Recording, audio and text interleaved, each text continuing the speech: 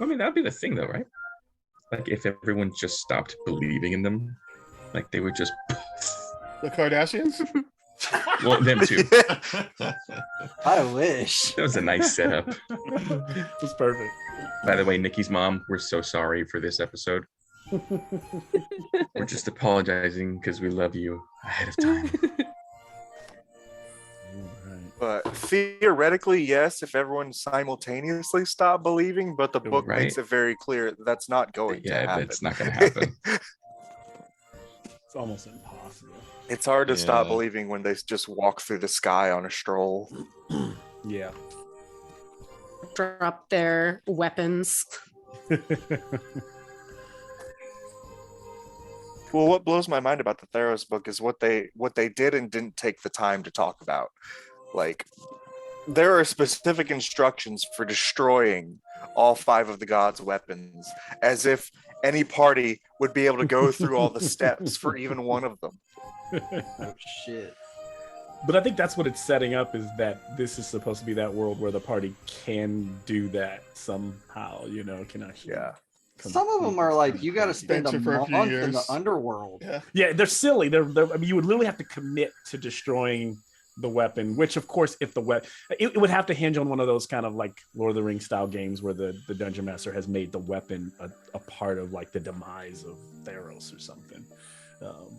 For some reason it needs to be destroyed, but no party's just going to be like, you know what, let's just get rid of this hammer. Let's just destroy it. Who needs it? But it's also one of these games where it's not like Forgotten Realms, right? Where like you may battle Orcus, you may die. But this is like you're not gonna fight Elliot. Come on, like there's no. You'd be like lucky if you in this get game you battled they're literally just their avatars. It's like the closest thing you can get to finding them is like whatever. Like, oh man, let me get them Icarus rings, bro. I'll fight Elliot. Where you at, bro? That'll be a quick fight. Yeah. You have the Hixus wings, so there you go. Yeah, who has those? Are they in our bag, or does someone have them? Oh no, someone's wearing them because he's trying to find the time. I thought we had them on put them on for some reason. We're trying to find time to put them on we're Zen. gonna put them on I'm Zen. trying that's the goal. I'm trying to get him on Zen, but I've been waiting for the moment because he's been skittish. All right, cool. Skittish. Any of you want to give a little recap of where we're at? And was everyone here last game? Were we missing anybody last game? I think we're all here. Okay. Are we all here? I think so. Yeah, throw it to the party masters then. Yeah. No way I want to take a crack at it. I have a million pages of notes. If you want me to just. Yeah, me too. I don't know how story-like you want it, or what are your got bullet points. What are your bullet points? What are your beat points that you want to make sure that everybody kind of knows or is on fresh at the top of your mind going into this game? It doesn't have to be like full narrative mode. It's just like, here's what we're after. Here's what we're doing. This happened. This, stuff like that.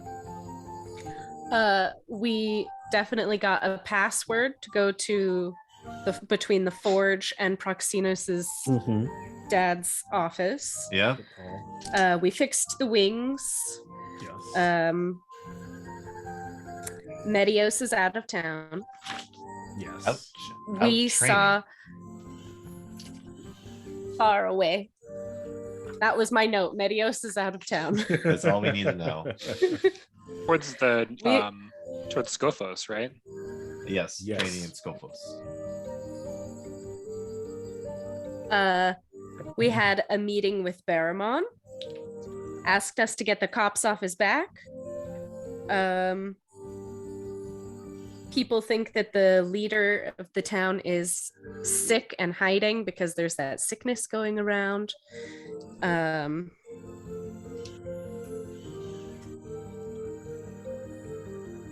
Yep. We learned that we no longer want to be involved in the pixie dust trade. Yes. Oh God. Yes.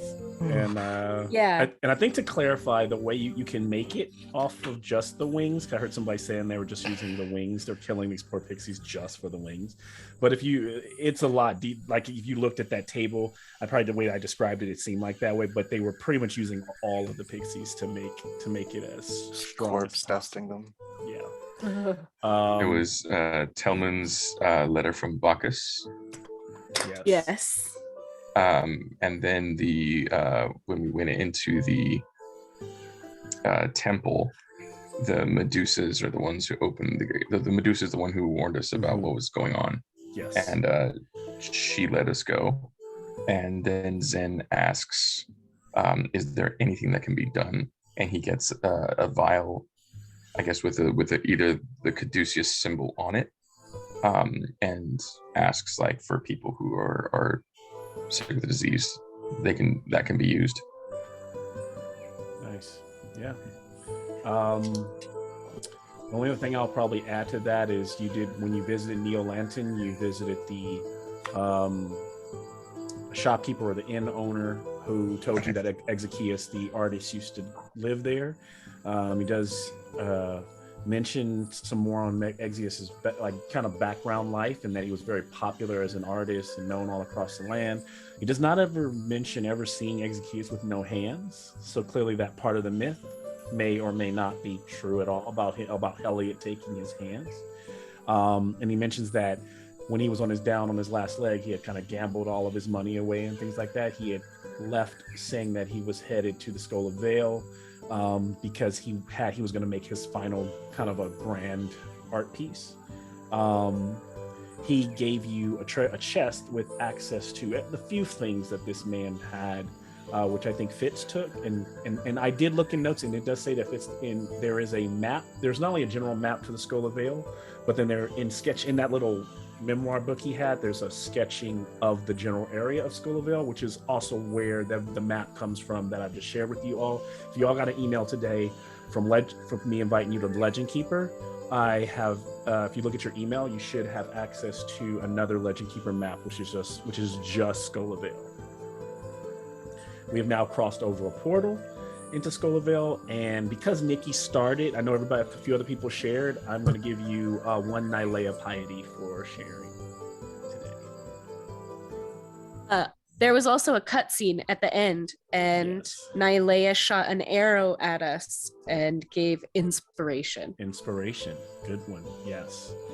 I will also add that as this hammer continues to attune to Taraxes, Taraxes, what level? You said you're at 50 piety? Are you over 50 piety? No, I'm at 15 piety. 15, okay. So 25 gets you to your first minor benefit of the hammer, right? I think 10 plus is the first random. 10 plus, okay, so I haven't given you that one. So you should have that one.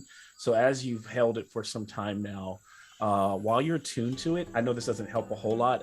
But your minor random attribute is that you now at least are. I know you have a -1 in it, but you're at least proficient in religion. Got it. Yeah. Hey, big brains on my boy. Yeah, the one thing I kind of know. Your next level, when you can actually get to 50, is that you will regain 1d4 hit points each turn that you are still attuned to the hammer. But right now, it's just the religion minor. Got it. Okay, I think that's everything we all need to know. And we can go ahead and pick up tonight's episode. Let me see, make sure there's nothing else that I'm missing or thinking about.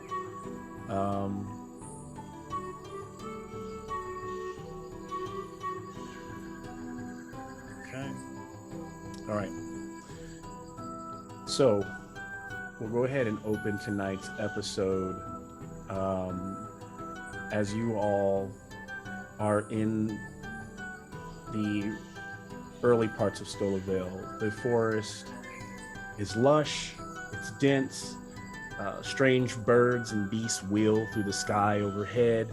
You can hear them chirping and you can hear the insects moving, and the flora and the fauna is unlike anything you've seen in other parts of Theros. The smells of damp moss, wet tree trunks and flowers all mix in this to make this very calming aroma.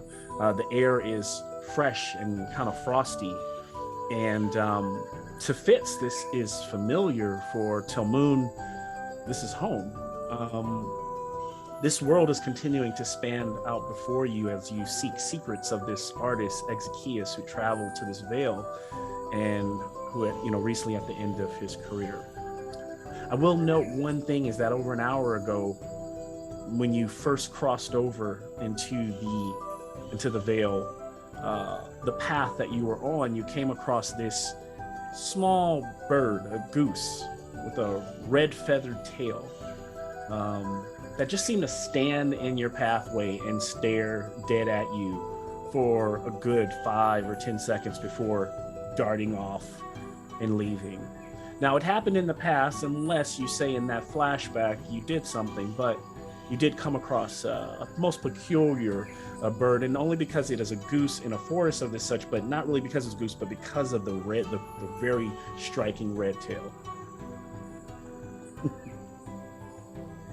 Other than that, we'll pick up where you are now and give the party a chance to share where we're at, maybe how they're traveling, what they look like, what they're talking, what they're doing, maybe what kind of discussions are being had as they travel through the vale.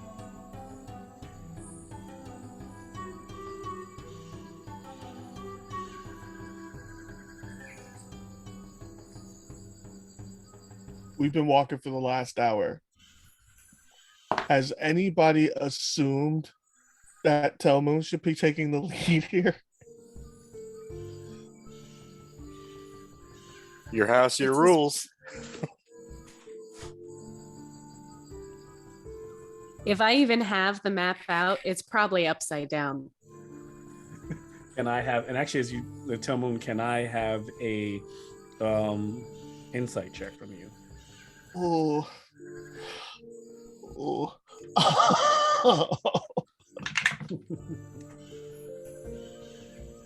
Okay, 14 minus 1 is a 13. Okay. Telmoon starts to feel like he knows the Vale, but he knows that there is no one direction to his homeland because the nomadic nature of his people and all of the kind of the tribes of the satyrs that live here. They frolic. The forest is their home. The Skull of Vale is their home. So there is no one place to go. There are the Sibyls that who are those satyrs of magical nature who may be able to help guide him. And so he is trying to kind of set his footing, but as you've been traveling, you almost didn't realize it, but you thought it was your own thoughts. But Telmoon's starting to realize a little voice that doesn't even really have a voice. It's almost very internal, has been guiding him. And at this moment, he's starting to realize it's his sword. And it is telling him where to go. What'd you say? I didn't want to admit that I was lost. Oh, yeah. I appreciate the sword having my back. Okay, cool. Ooh. It's like a whisper in the wind. That's good. All right, guys. Follow me. Try not to kill any beasts if you don't have to. Is Telmoon whispering? Am I whispering? I'm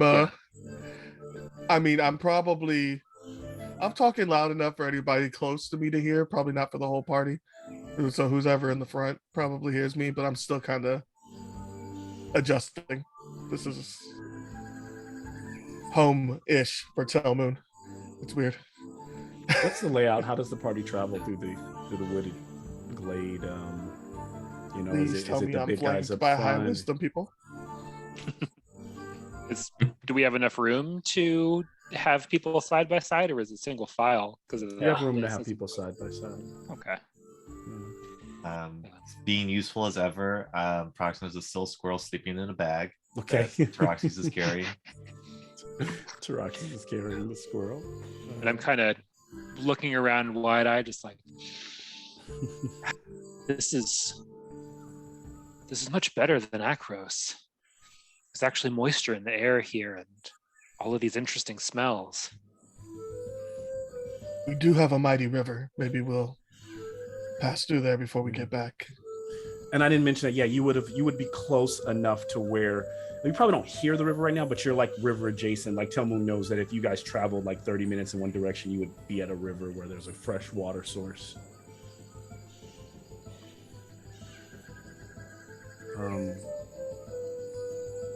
Nobody tell me where they're standing, but Pythias enjoys it, and Proximos is asleep. We'll put Pythias at the front. Pythias is up front. Yes, So I let's got go. Pythias The at high front wisdom so up with far. you. Okay. And then I'll be right behind Toman. Okay. I'd be right up there with Pythias.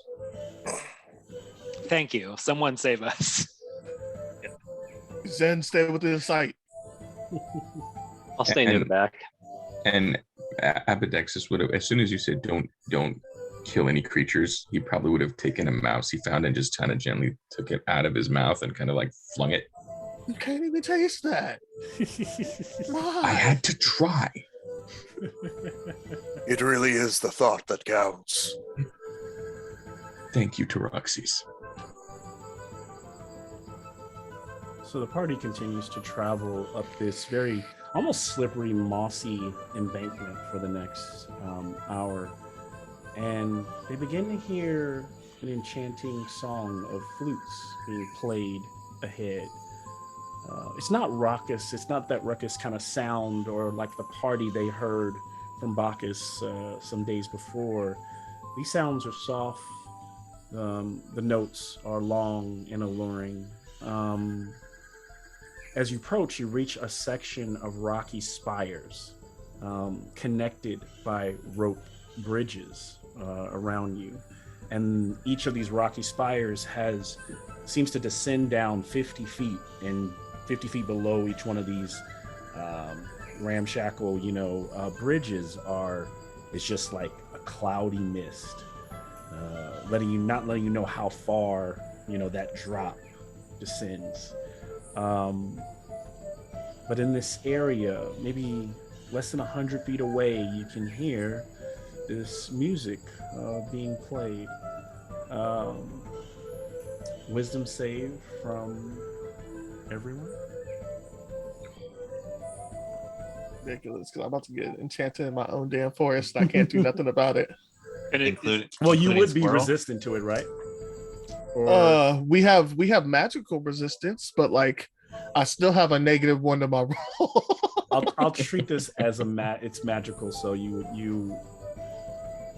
get advantage on it. And if you're standing next to me, add 3 to your save. Yes. Oh. Thank you. Oh, That's Nice. more respectable. Okay. Thank you, sir. that makes it a 15. 15 for me as well. I'm still only 14. That's 19 for me. 17. 14. Good job, team. Look at the team. They're like, we dealt with those satyrs before. We know what kind of song that is. Anyone below a 14? So far, I'm hearing 14 up. Okay. So Thank you, Pythias, for saving a few of us. Seriously, that would have been bad. So as you approach this area, you know what I'm imagining our eyes and ears everyone's are the ears, but the eyes are the first, the first group ahead. So I'm looking at that first 3 of you, Apple, Pythias, and Telmoon. Can you give me perception checks? Sure. I like a perception, and I also want a stealth after that. Okay. Stuff I can do. That's a 6 for perception. From the 4 up front, or From just the first 3. So just Apple, Telmoon, and Pythias. All right. And then Perception's a dirty 1. stealth. Stealth is a dirty 20. Okay. See? Ups and downs. So Had that's, Go ahead. that's 15 for Apple. Okay. I had a 10 perception and a 13 stealth. 13 stealth, 10 perception. What was your perception, Apple? 6. And then Telmoon, so yours is the highest perception. My perception? Uh-huh. No, I got a 1. Yeah, Oh, mine was the highest. So you all, none of you can spot in the forest line ahead of you where this music is coming from. It's almost like it's reverberating from like, just kind of like in the area. What was the lowest though? Lowest It though was for probably- the three of you? 13? Okay. Yeah. I got 15. Yeah. Okay. And so everyone kind of hunkers down behind a rock, looking around to see, what might be out there.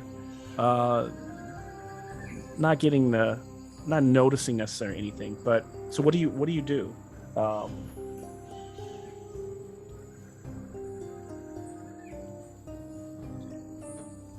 Give you a So it's better- just field of. Not even a field of trees, right? Because we're still in Yeah, the. so what it is like there's all of these spires, these rocky encroachment, like each areas, and there's like a under each one of them there's like a veil of mist. So there's a 50-foot drop off of each one of these ledges that goes down into the mist, and so there's all these little Jason got kicked out here for a second. Let's let him back in. And I'll also try to make it easier to see.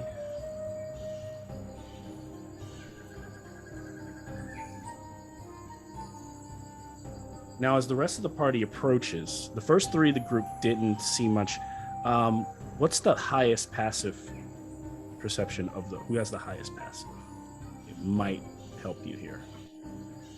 Zen, Got probably? it. Oh. I have 17. Oh, look at that. Okay. That's a good one. Good one. Give me 1 second here. Audio.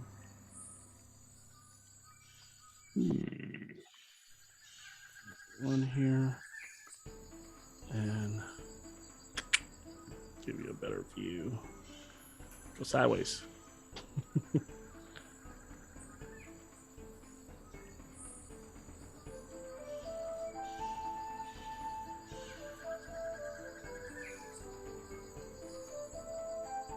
So wherever that white mist is that's all fall territory.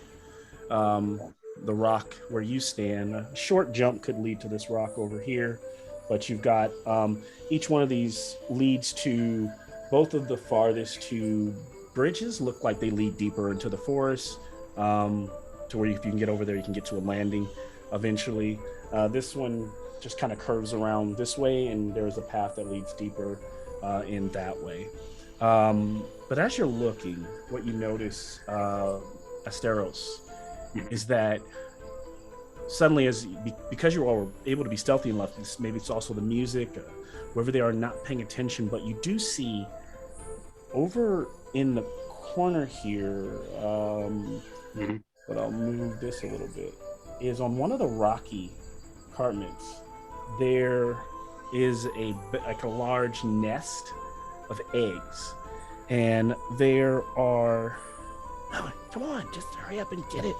You see two satyrs, both female and a male, as they are trying to climb to the top here and get to those. It looks like they maybe are trying to get to those eggs.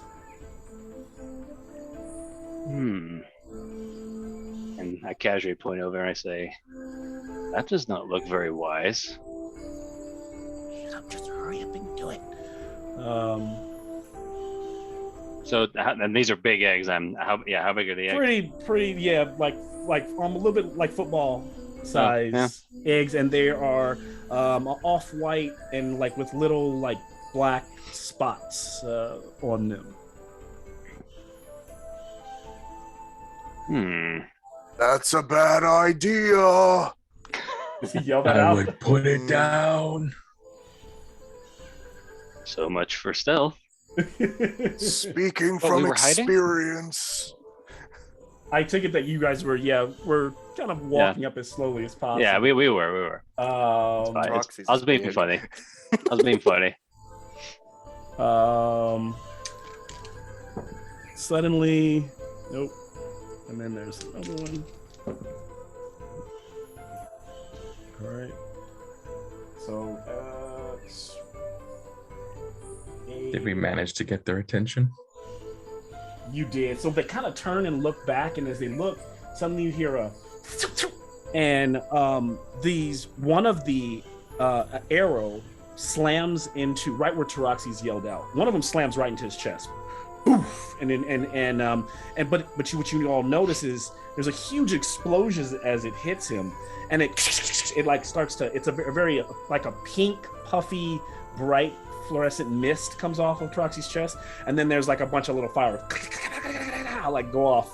And Proxy's looking there like, that did not hurt me. And then another one with a 15 slams into Asteros. That one bings you right in the head. So you still will take it's a bludgeoning, but you notice as you guys see them hit, the way they don't have a sharp tip. So it just kind of beams him in the head, and then he takes 4 damage plus. As the little shards of fireworks pop off, some of them catch his clothes, so you take another 1 force damage, so 5 total. As those arrows came from the woods over here, and then that suddenly you start to see beyond the tree line, kind of trying to stay hidden. There are at least 2, and you hear like, the minute they hit, you hear, oh yeah, like cackling in the Right. as those go off. You can try to talk to them. But still, just for the sake of roll your initiative, since the shots did fire at you. Angry squirrel noises. Fine, you can kill those. 15. No, Ooh. 10.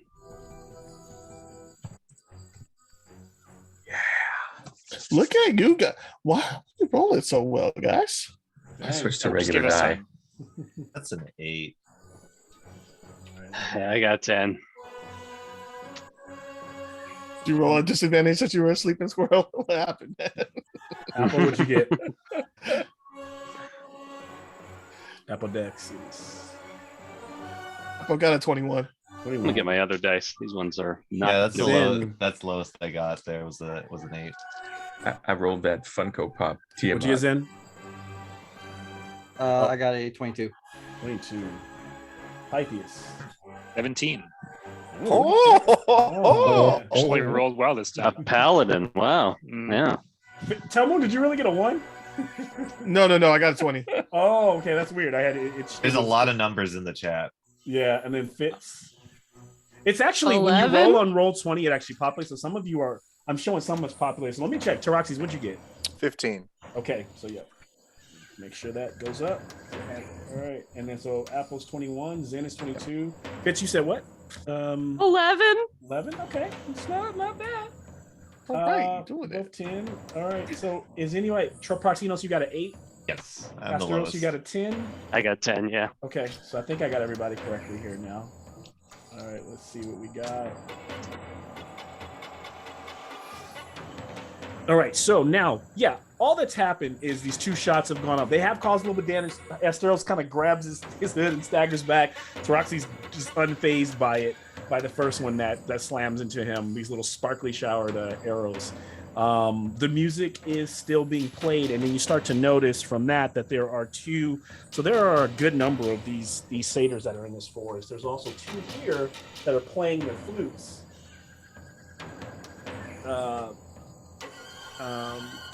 So what I'll ask is,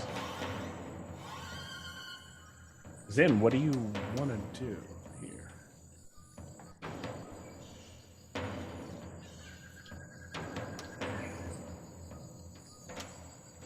How far is the closest one to the group?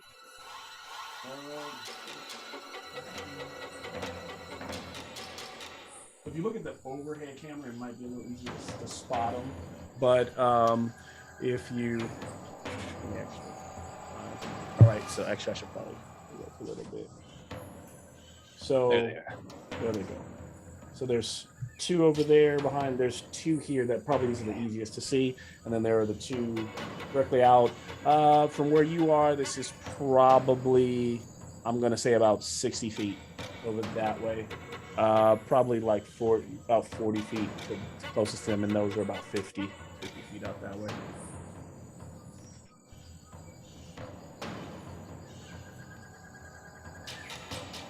I would like to. I'll move over towards where that pink tree is, near the cliff.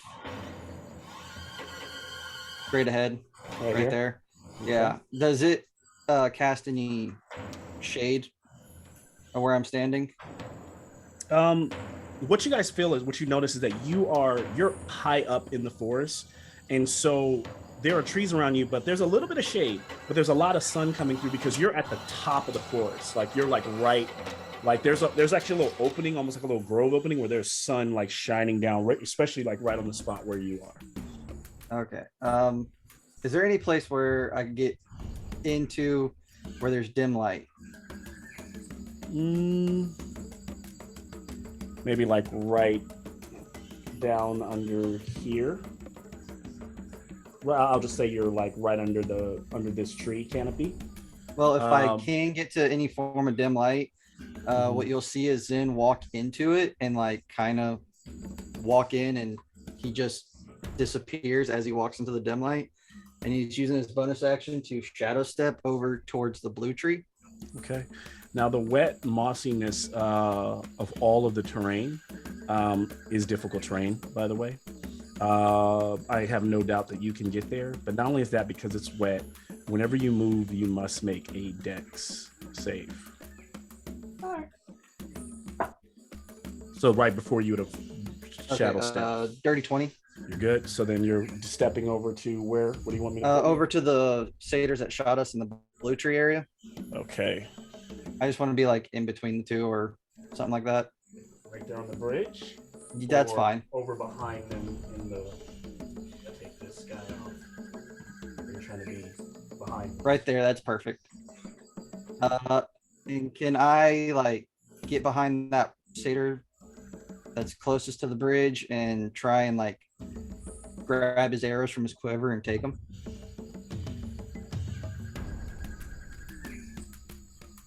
Yeah, give me a sleight of hand.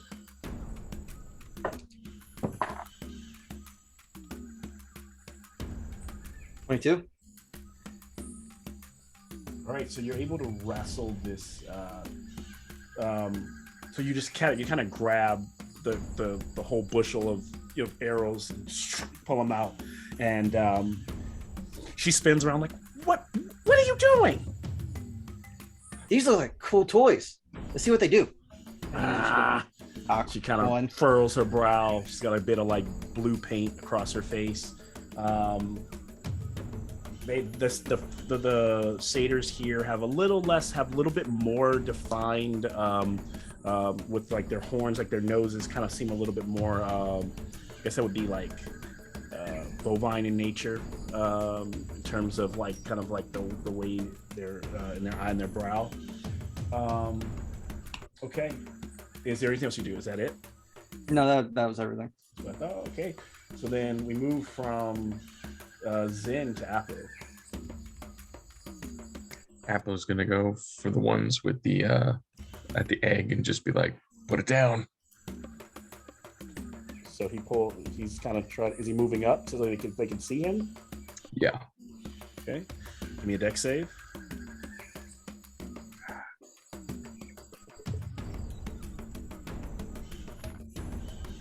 That is gonna be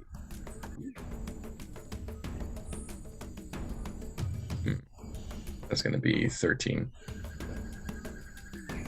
So you're still good. So you're able to get to the top. Your claws kind of biting in to the ground, and you yell over there, and you're like, "Put it down." Are you threatening saying put it? How are you saying put it down? What is it? What does that look like? This metal. You see this now bronzed Leonin just kind of like, put it down. And can you give me a persuasion check? Sure.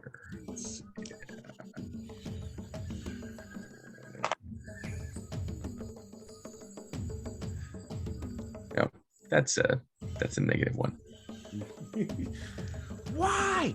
You just want to take them for yourself.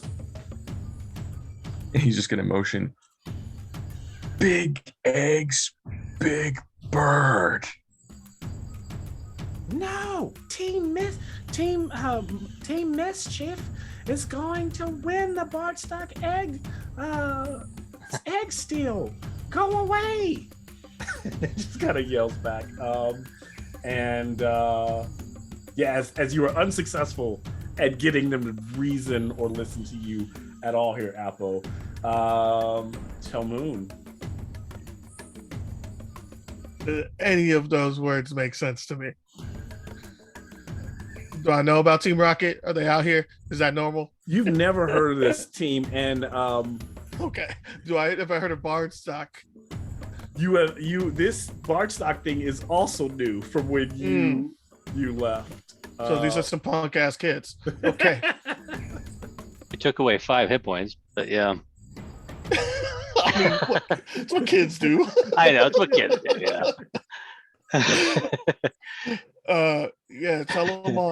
Telmoon. Wow. I'm out here skipping generations because of my sword. Telmoon's gonna just stride out to the center rock. I have 45 feet of movement. I don't know if that's enough. We won't be down here. I just want to be somewhere where I'm high and everybody can see me. Yep, they can see you there. That's like the highest point. I'm looking at top down right now, so I can't tell from top. If you look at top down, where I have you and Apple standing is the highest rock. It's kind of like these two are just very equal. Now they're a little bit higher looking down. No, as long as I'm high enough for them to see me. Did you want me to lift you up since you're right next to me? Can't tell them get a little bit of a boost on an off turn. You can. All right, so I'm going to continue walking. Apple just up Apple. Just looks like I'm walking up another part of the rock, and he just lifts me up Simba style, and I'll just yell out, "We don't care about your games. We're looking for Elpida's twinkle eyes. Do you know her?" That's a good question. Let's see. Do they know Elpida?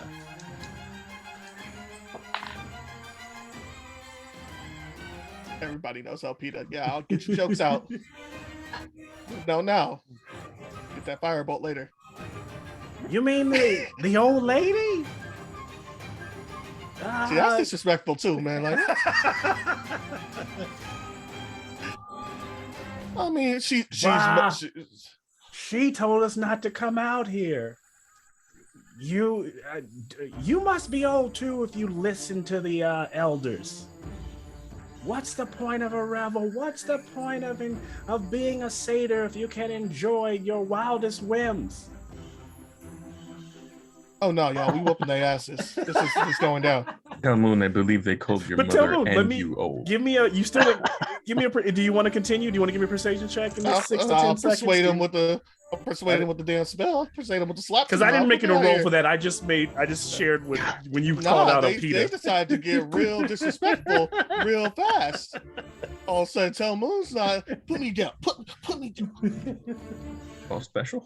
And I'm gonna go ahead and that was probably my action. So I'm just gonna go ahead and wait till my next turn. Okay. That was kind of a lot trying to be Simba, and it didn't work. But them be fighting words. They call me old.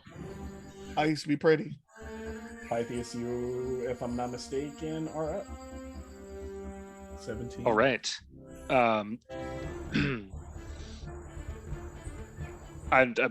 If Telmoon is noticing anything at all, I'll kind of say, so we're stopping them, right? Oh yeah, whoop their asses. Don't kill them, but Oh, don't kill them. Okay. Maybe one or two. Pythias, they called his mother old. Keep one alive. Okay, so I am going to get up. Probably, I'm looking from the perspective of the top down. Try to get up on the rock. Right about there. Do I need a deck save? Deck save. Okay. I rolled a natural 1, so that's probably bad. Pythias will kind of collapse as he kind of slips and goes prone and slides towards the edge here. And as you go over the edge, Pythias, You get one more dex save to see if you can catch on as you're falling. I'm not making the bullies look good right now. That's 12. Bye. Proxinos disappears into Oh the my mist. gosh. Proxinos, give me one more dex save. This is the Pythias. I don't know why I said Proxinos. Pythias. This is another dex save. You're falling. So this is kind of like your second one to see how much damage you take from this. Okay. I want to. Oh, that's not a reaction. Does you know what? I didn't hear it, so I'm not gonna go back and ask for it. But if there was a reaction, maybe from Apple, somebody could have tried to make this stuff. Yeah, he's falling. Yeah, let me do that dex save. Look how hard Apple thinking about it. Do I want to save well, this? 17. 17. Okay, so you're gonna take. So instead of a straight fall, it's a straight fall, almost like you're grasping on like to vines and stuff that are like starting to snap and cut as you're trying to dig in and find some grip. But eventually you let go, kind of fall into the mist, and then you slam your back into like kind of loose sediment and soft rock, and you start to just kind of tumble all the way down 100 feet, taking 27 bludgeoning damage. And come into rest in this very dark, muddy pit at the bottom of wherever you fell. And as you look around, you're still kind of dazed, but you can see just bones scattered, heaps of humanoids, animal carcasses, most of them picked very clean. Yeah. So that's a good depiction. It's a good inspiration, Eric. Yeah. Yep. No, As I come to rest, I'll like, I'm okay, but don't do that. I'm finished by DS. I'm sorry, Mal. I didn't roll to move. I didn't realize I had to. That's my fault. Do I need a roll to move to where I did? You were supposed to make a dex save, yes. Uh-oh. I thought you gave me one, but yes, you would have. No, I just got picked up. It was like 18. Okay, then you're good. You were fine. It was, yeah. It's not a hard pass, but if you roll a nat 1 or anything close to what Pythe's got, you're in trouble.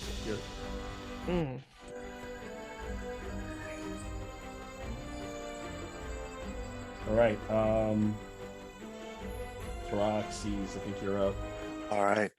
Asteros, I will salve your wounds with their blood, and I'll run 30 feet over to where the other jolly lads are.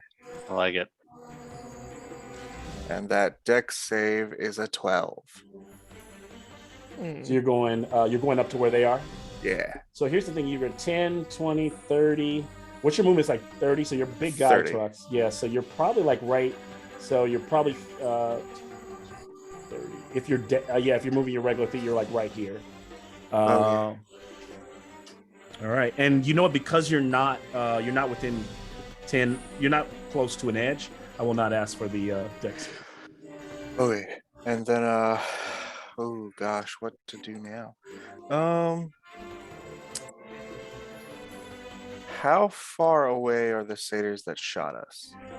They are across the way there. They are about from where you are, Telmoon, 40 feet, 45 feet. Okay. I'm going to raise my hammer, point it at them, and then dip the hammer as on a point that doesn't catch Zen, I cast Shatter. But who are you gonna? Oh, you're shattering it out that way. Got it. Yep. So that doesn't catch Zen. All right, fair enough. What kind of Constitution save, or is it a con save of 18? Save. All right. We got the two satyrs will. They can get advantage. That still failed. One of them. You said 18, right? So one nat 20 and was able to like stand there and take it. The other gets blasted. 18 damage. And then is it half on a pass? Yes. Yep. 18 for one, and then 9 for the other.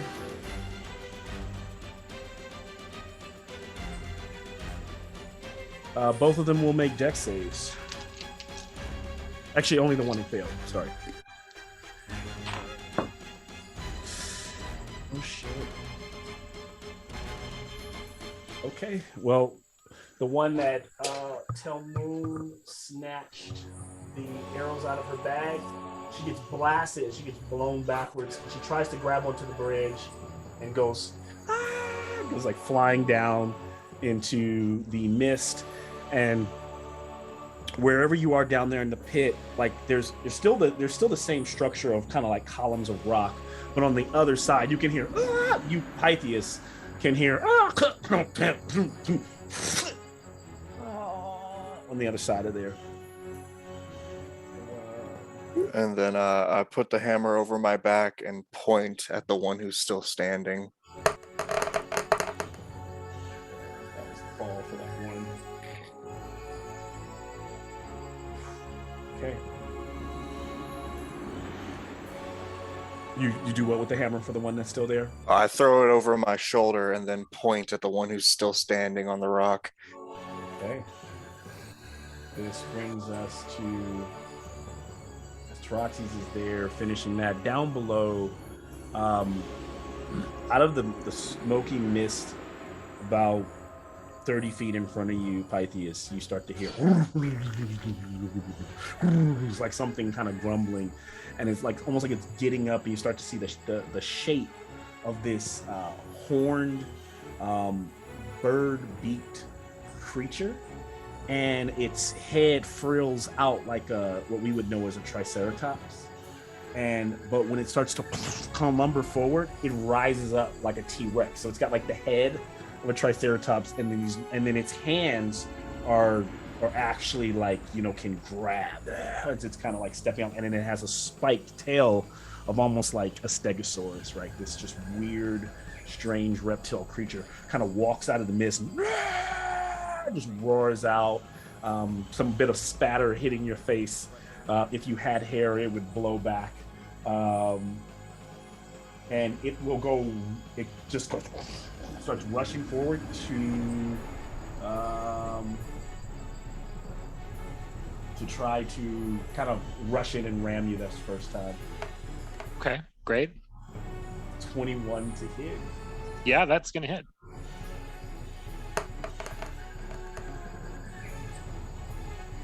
16 bludgeoning. And so it throws you back, and you slam like another 10 feet, and you slam into like a rock, and you collapse on your back. Pythias still kind of getting your breath, and then it just stands there for a second, kind of roaring out, and then with it hears, and from behind the rock on this side, you see the one female satyr like dragging herself through the mud, and it turns and goes, walks over and lays one big heavy meaty foot on her back, and then just leans down and rips the head clear off, and just kind of bites down on it. Spends the rest of its action kind of pecking away and eating the satyr. As we move to Fitz, and the rest of you, I will say, while you don't see that, you hear the. I was gonna ask, something down there, yeah. Fitz is gonna grab some rope and like dangle as much of it as she can down there and be like, Pythias, and like wiggle the rope, be like, over here. Give me a survival check, Fitz. Are you gonna tie it to something, or? I would like you lean back. And first of all, actually, how long is your rope? So most of yours have what, 50 feet? 50 feet? He fell a good 100 feet down there. So here's the thing, Fitz doesn't know that. So I think she would still commit to trying it. So she would dangle the rope. Now here's what I'll try to give you so it doesn't feel like a wasted action. What I'll say is that through the mist, and she's calling out to Pythias, the survival check might tell Pythias where he needs to climb or go to get to it, right? So if he wants out. So it's not a complete futile thing to try to do. So give me your survival check. Oh, I rolled a 2. That's You a do have 3. inspiration, but you could save that. Okay, I'm gonna keep it as. I think I'm gonna save that. Yep, Sorry, okay. Pythias. No worries. So The Pythias, rope's you're not too long busy. enough. Pythias, your head's ringing. You don't even hear like Fitz like calling out, so you don't really know where she is. And then Fitz, where would you have actually gone to do that? Are you trying to go over to the edge? So this would be a long trek. So that would have taken like most of your action to get over there, but I'll allow it since you're not attacking. I'll just say I was you planning dashed. on staying still, so I didn't have to and make just that putting it off the dex- edge, so you didn't have Yeah. to. That would make it even harder to get to where Pythias is because you're on the backside. If you're looking at the top down, if you're here Sure. and you're letting it down this way, he fell off that way. So fair And enough. that If you 2 want to makes stay where even more sense. Yep, it does. Wait, this is bollocks! You're killing our friends. The revelers that were playing the flutes. No fair! It's supposed to be a game. Wait, and then those 2 satyrs will. One of them is like, I'm not in for this, and runs. The other one stays. And will. Realizing that you're not, like the enthralling performance that it did not work, it will just fire one of, notch an arrow, and fire its arrow at Apo, or tell Moon actually. You know better. You should know that. Going for it. A dirty 20. Shield. And that will. Oh, okay. Oh man. Blows away.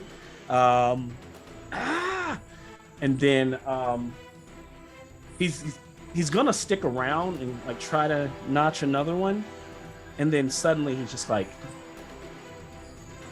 and then darts into the bushes. Any of you find a favored. if you consider yourself to have very keen ears like Apple or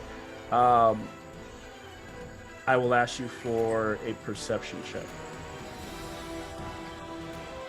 Which I think that's almost probably most of you, all of you, to some degree. Is that probably from have a little bit- hereditary perspective or from a wisdom perspective? From a hereditary perspective. Okay. Then Fitz and I should be able to hear things. Yeah. Says 16.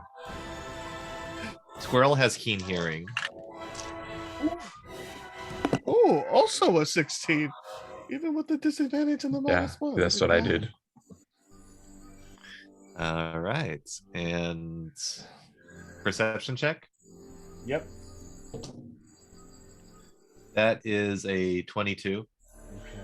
So anyone 15 and above hears this and actively hears and I'd say if especially if you're on the bridge, if you're like Apple, that 15 above also signals that you saw that that satyr was spooked by something, and you hear that satyr is no longer playing that flute, so the music has ended. Both of their music stopped moments ago, but from the distance you hear music, and it's kind of a Zen. What did you roll for perception? I did not roll since I was pretty far away. I'm gonna ask you to roll. Okay. Perception? 18. Zen, you know that sound. It's you know that song, and you realize any moment now your brain is gonna be accosted by it. Harpies. Fuck those things. Oh, Man. We move to Esteros. Okay. Which one's me? Is that the yellow bottom? You're the yellow one. Okay, Yeah. I thought so. Yeah. Well, I was gonna do something else, but then I heard the roar, of course, from down the below, and this is a little. This might be a shot in the dark. This might be a little stupid, but we'll see. All right, I'm gonna try to get over to near where he fell. I know I gotta make a dex save, right? Yep. Okay. 17. Nice. You're good. Okay. Okay. Oh, Oh yeah, I can't see him. That's right. Yeah, it's just a mist down there. What do you shoot? I heard the roar.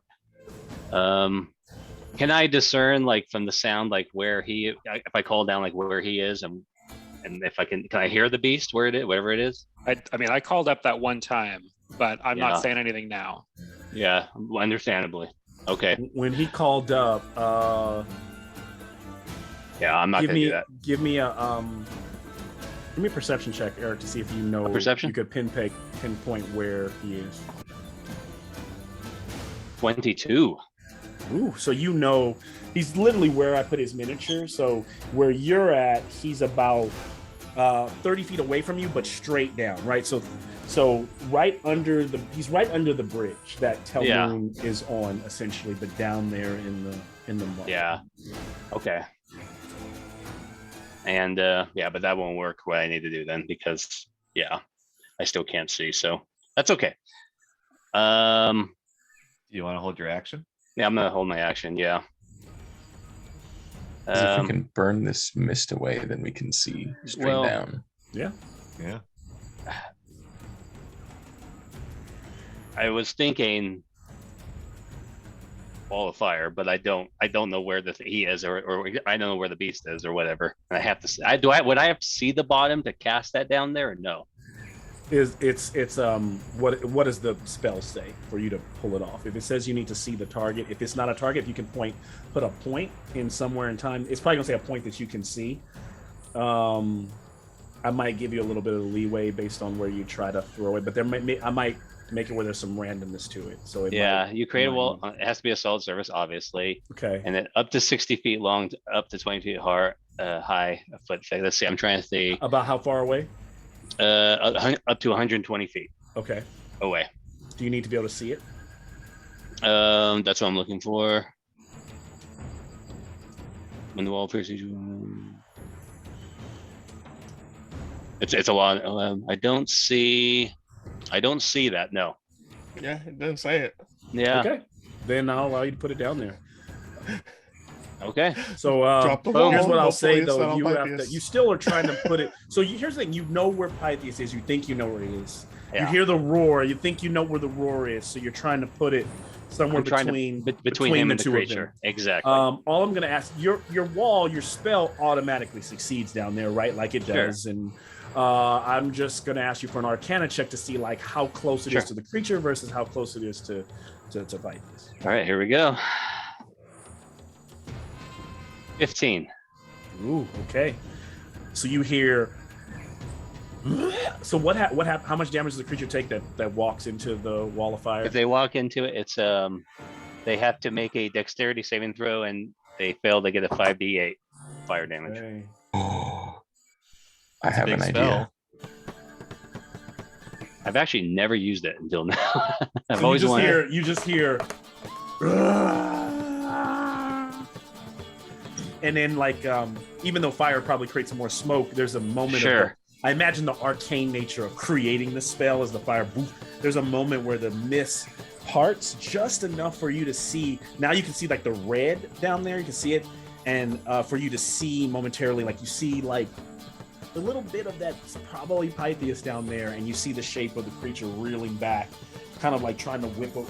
It's trying to get the fire off of its skin. Move back from the heat.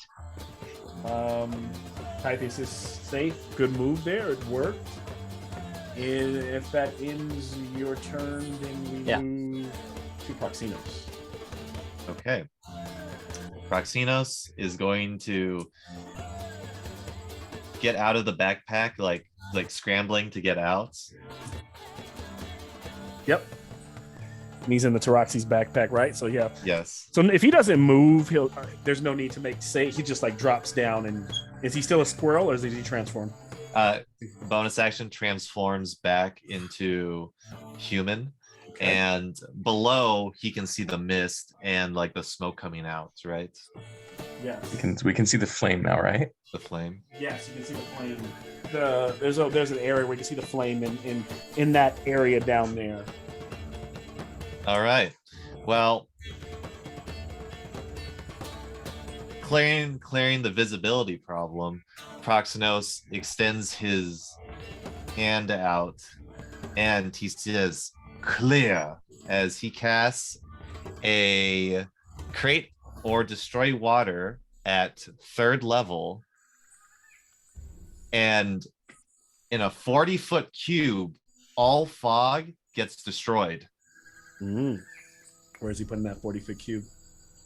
Right where right around where that fire is, and presumably where all right, I think that's going to cost. So what I'm going to do is all the fog down below in that 40-foot cube is not there. So I know the creature is not here on the board. It is 100 feet below, but you can see its exact. And now you can actually see it, lumbering around right there below. Okay. It's right there.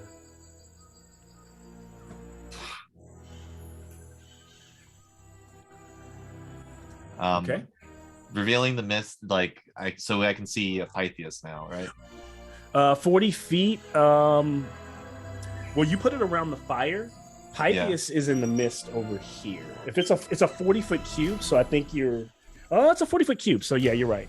Yes, you can see Pythias as well. Sorry, tripping. It's a pretty large cube. So pretty much all of this whole area of fog is gone. So Pythias is there. You can see him down there. Okay. It's kind of like at the edge of it. Yep. All right. And they're just saying, I see you, Pythias. Keep calm. And that'll be the end of my turn. The satyr bears will another short bow. The one that's alive shoots at Zen because clearly just at her friend, just killed her friend. So 19 to hit. I hit. And doing all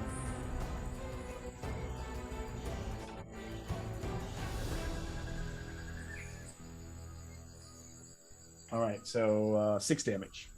So this is an arrow at me? Yes, I know you're gonna catch it. Yeah. Yep. All right, and then are you returning it or? No, I'm just gonna keep it. So when she sees you catch it, it's like kind of in shock, and then turns and runs into the forest. As that one darts away, the two over here are each of them I have to decide whether to grab an egg or not, and actually one of them grabs 2. The other one kind of just starts to you notice that and Tell Moon, as you see it happening, you know this is something that Thornbear is able to do, where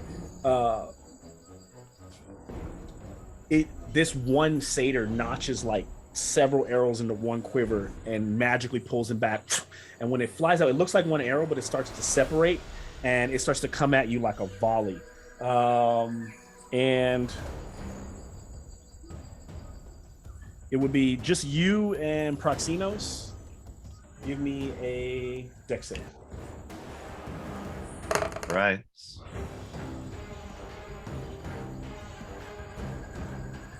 Uh, 21. Okay. So you take half as much, and then Proxenos. That's a 7. 7. You will take 21 piercing damage, and Telmo will take 10. The other one using the actions to snatch 2 of the eggs. Tries to run, disappearing into the forest. We are top of the round on Zen, and I'll say that, yeah, the top of the round, Zen. Okay. Zen, can I have a? I'll tell you what you see, Zen, because you heard the song. When you look up above the canopy of the trees around you, you can see far above you, about 100, a little over 100 feet up, You can see the figures, the female figures, but with wings, flying around the top of the trees, kind of like circling like vultures. You can hear that song getting louder and louder in your mind. All right. Dex save to move, right? Yep. That's another 22. You're good. I'm going to go to the center where all the bridges converge to that one rock. This one? Like on the rock itself. Which? Wait, on which rock? The one where all three bridges connect to one. Oh, this one. Up Yeah. Here? Okay. Yeah, that's fine. So you move. Yeah, with your movement. Guys, I think our problem's above us. And he's going to notch one of the random arrows that he caught or stole and hold his action to shoot when one comes within range. Okay. And I'll. Sounds like a plan.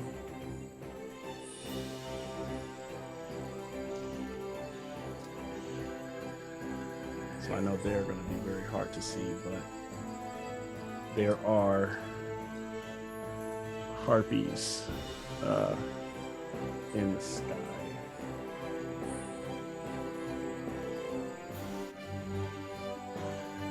Right now, you make out about 3 of them, Zen, but there seem to be more.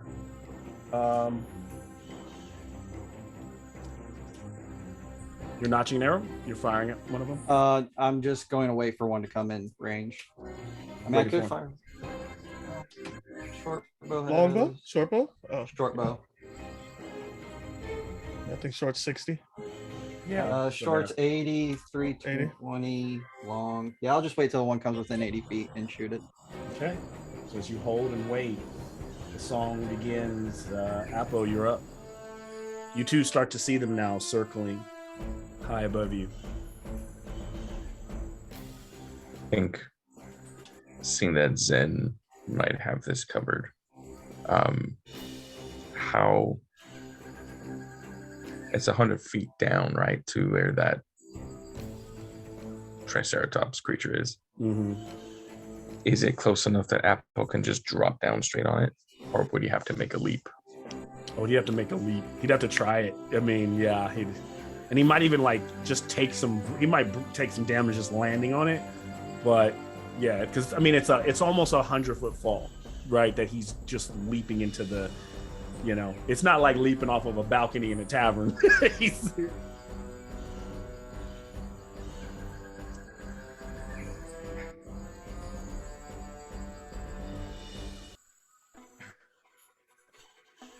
okay. So then this is,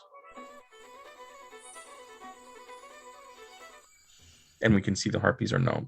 you can see them. They're now. Okay. You're starting to all realize there are about 6 of them. Okay. So then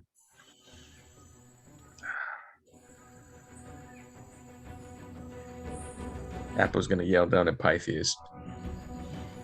We will get you. We're gonna handle this first. And first arrow at one of the harpies. Okay.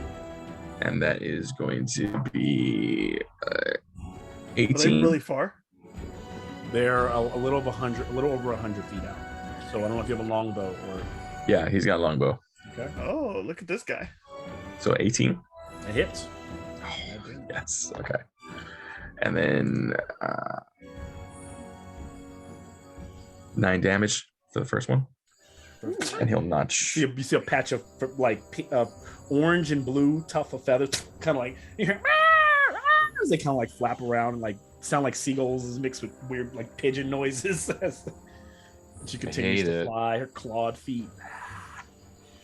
Nice. And then she's gonna have one more. Oh, that one was bad. Why did I roll D&D Beyond?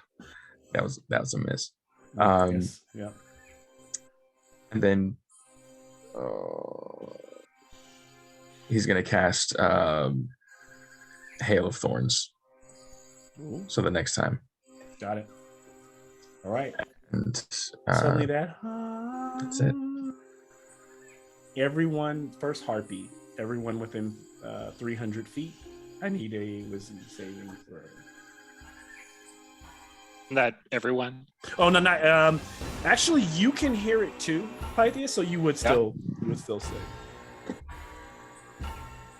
I rolled an unnatural one, dirty one. 16? And it's every humanoid, which means that the creature down there, it's not quite a humanoid. So Oh, you know what? Neither are Fitzroy and Tomo. So they're Yeah. you guys are humanoids. No, we're not. Our creature type We're are Fae. Fae. Yeah. That's why I was like, "Are you sure?" I'm you really That's why we close asked to. you. I'm really close to That's overruling. why we asked you about it, I'm bro. really close to overruling that. Like I asked that's you some before bullshit. I made the centaur. I It asked is. you. That's why we asked before we chose them, because it is bullshit. I was like, I But don't yeah. think you understand what you're getting into, Mal. Like, we're Fae creatures. We're not humanoids. They're humanoids that are fake creatures. It's like how Tiamat's a dragon, but she's also a fiend. It's like, okay, Well, in that case, both of those apply. I will. That's a tough one for me to see. Little Satyr, I would see them having magical resistance to it. I would see it being really hard to fucking get up, but just the What do you want fact to do? that Do you want to take it away completely, or do you want to give us a boost, like an advantage, or like a plus to it, or what do you want to do? yeah, Up I'll to give you. Here's what I'll do. You get advantage because you get it's magical. You get your magical resistance, Well, we get And I- that. Yeah, and I'll give you a D4 on top of it. and a D4 on top of that. Yeah. Yes. Oh man. That's an extra one. Thank you, Yeah. Mel. I got a 15. Because you know what? These are Fey Harpies. That's why. These are- These Fey Harpies. These some cheated ass Fey Harpies. They only go after Fey creatures. Y'all roll with disadvantage. Fuck y'all.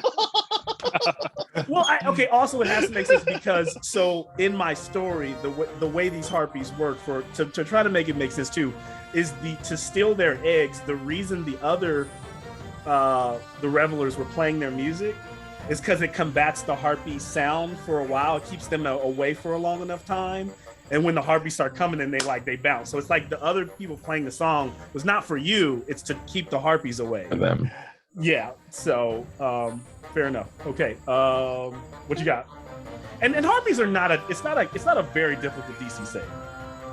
Well, I got an 8. Charm makes you walk off cliffs. It does. If you fail it, it's just not a really high DC save. Pythias starts to feel charmed and he just kind of stands there, but you don't like it doesn't call you to do anything. You kind of like look up towards the sky and just start Pythias staring already up, fell. listening to the song. Yeah. So that was a 10. 15. 15. Okay. 10, 15. Anybody? 17. 19. 17, 19. 8. Dirty one. Jeez, 3 of With you. your D 4 of you. forfeits?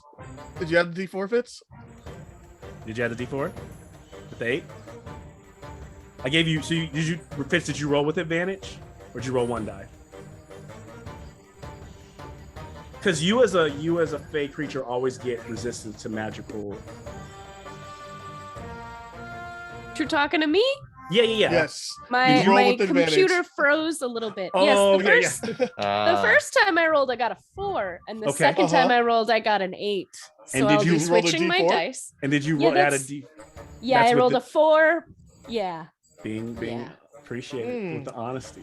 love it. just gonna switch these out. We tried real hard. So Oh. Apple and Fitz You have a rope will out at just least. kind of look at everyone kind of midsummer style and just kind of step off. Oh Just man. kind of look at the harpies and I step hate that off saying. the cliff. I will give you another. The Give me worst. another dex save to see if you can. If some of the tumbling and actually, I don't want a dex because you're complete charm. I just want a survival. Actually, Constitution Does it say save as you con? con save. To see if I can land on my head or if my friends are gonna have to kill me when I get out at the bottom. No, And thank that I was- 20 the con save. There you go, Oh. Roxy's. Oh, Troxys, you had failed too. I didn't know. Yeah, I that. got an unnatural 1. Oh, jeez. Man. Oh yeah, Taroxy's just full on swan dive out here. That's It 19. wasn't a natural. It was a 2 minus 1, so it doesn't count. But I So did nat 20 the con save. Got it. So Troxys, you will take 17 bludgeoning damage. What's that? Okay, I got 19. Something? I got 19. You're okay. Okay. But both Fitz and I are going down, right? You got 19, so you will take the same thing. You'll take the 17 bludgeoning damage, and then Fitz, what did you get? Got an 18 on the save.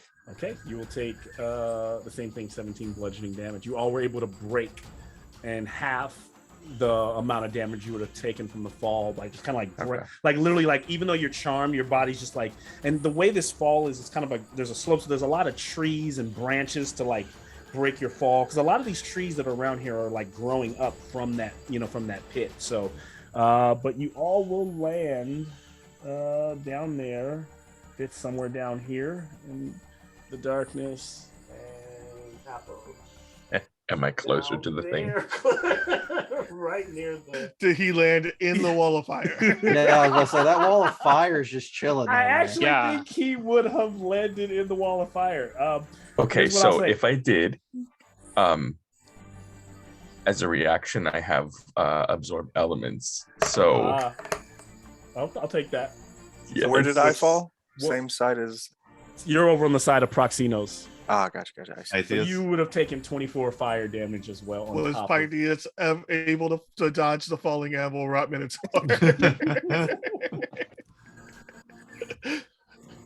So what is absorb elements? What does that reduce? That it halves it. It halves the damage. So and then I get to use that when I make a melee attack. Okay. Yeah. Nice. Roll 2.5. Okay, so that was 12 damage. Yep. Everyone else passed. So the other harpies, every other harpy just continues to sing. Two of them swoop down and grab their eggs, but they go down. It's at 100 feet. What's their movement? Okay, so they're dashing, and they're getting like. So there's basically two that have come within striking distance. They're like 20 feet away. Troy. Because they dashed all the way down, and they're still close. They haven't gotten their eggs yet. But those all right, two... that activates my reaction. Okay, go ahead. Got a question. These special puffy arrows. Anything special about them? Oh, so what they are is they're regular arrow, but they do bludgeoning damage. And if it KOs the person, it doesn't kill them if you use those. But what it does the D6 damage of an arrow. Still does that. And then it does a D4 like force damage from the fireworks that explode when it hits. Okay. So it just makes a really pretty showery. So you will get more damage. They just won't have been. They might come back later. But if you just want to knock them out and get them out of here, it definitely will do more damage than a regular arrow. Does a 16 hit? It does. So D6 and D4.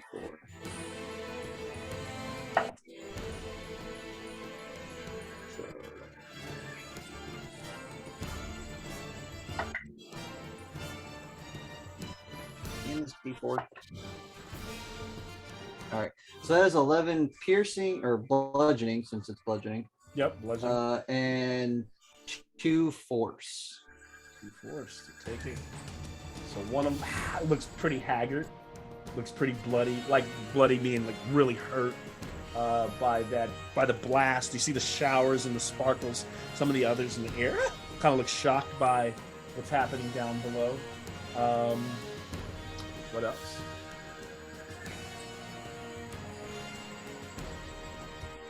All right, since we got 2 scenes happening in 2 different places, I'm gonna move this guy over here.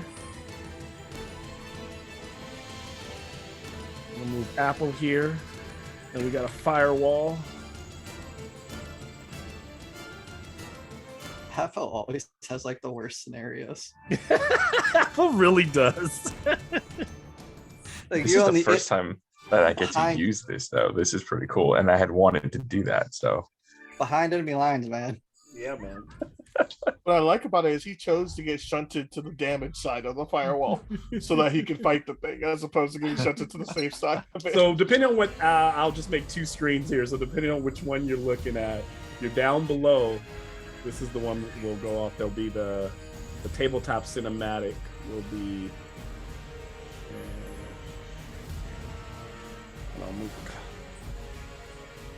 And we'll just say that's what we got going on right now.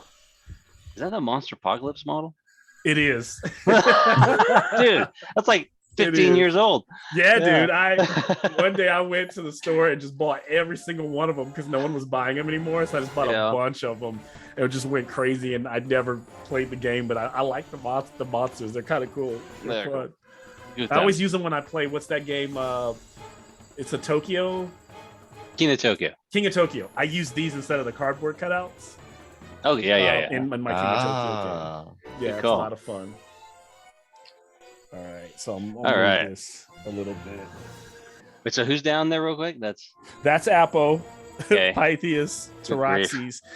Nikki's on the side, but Nikki's actually kind of separated because there's another large rocky area on the other side. So this creature probably is not going to be coming up, or Fitz, not going to be really paying attention to Fitz right now. Probably Fitz is down there though. So I do have you there, Fitz, but you probably aren't as close as that's showing. You probably got a good 40, 50 feet before you'd have to run around the rock to get to where your friends are. Yeah. Creature is going go out. for the eyes, Fitz. So we're on Tel Moon, I believe. Fuck. My plan was to use my action to carefully drop the wings on Pythias. But now that half my damn party decided to jump down there, it's fine. Look, it's just you can see it now and just be like, hey, catch. You gonna carry everybody back up? Oh, golly. There's only two of these guys within range. Yes, 2 of the harpies are within range if you have a short bow.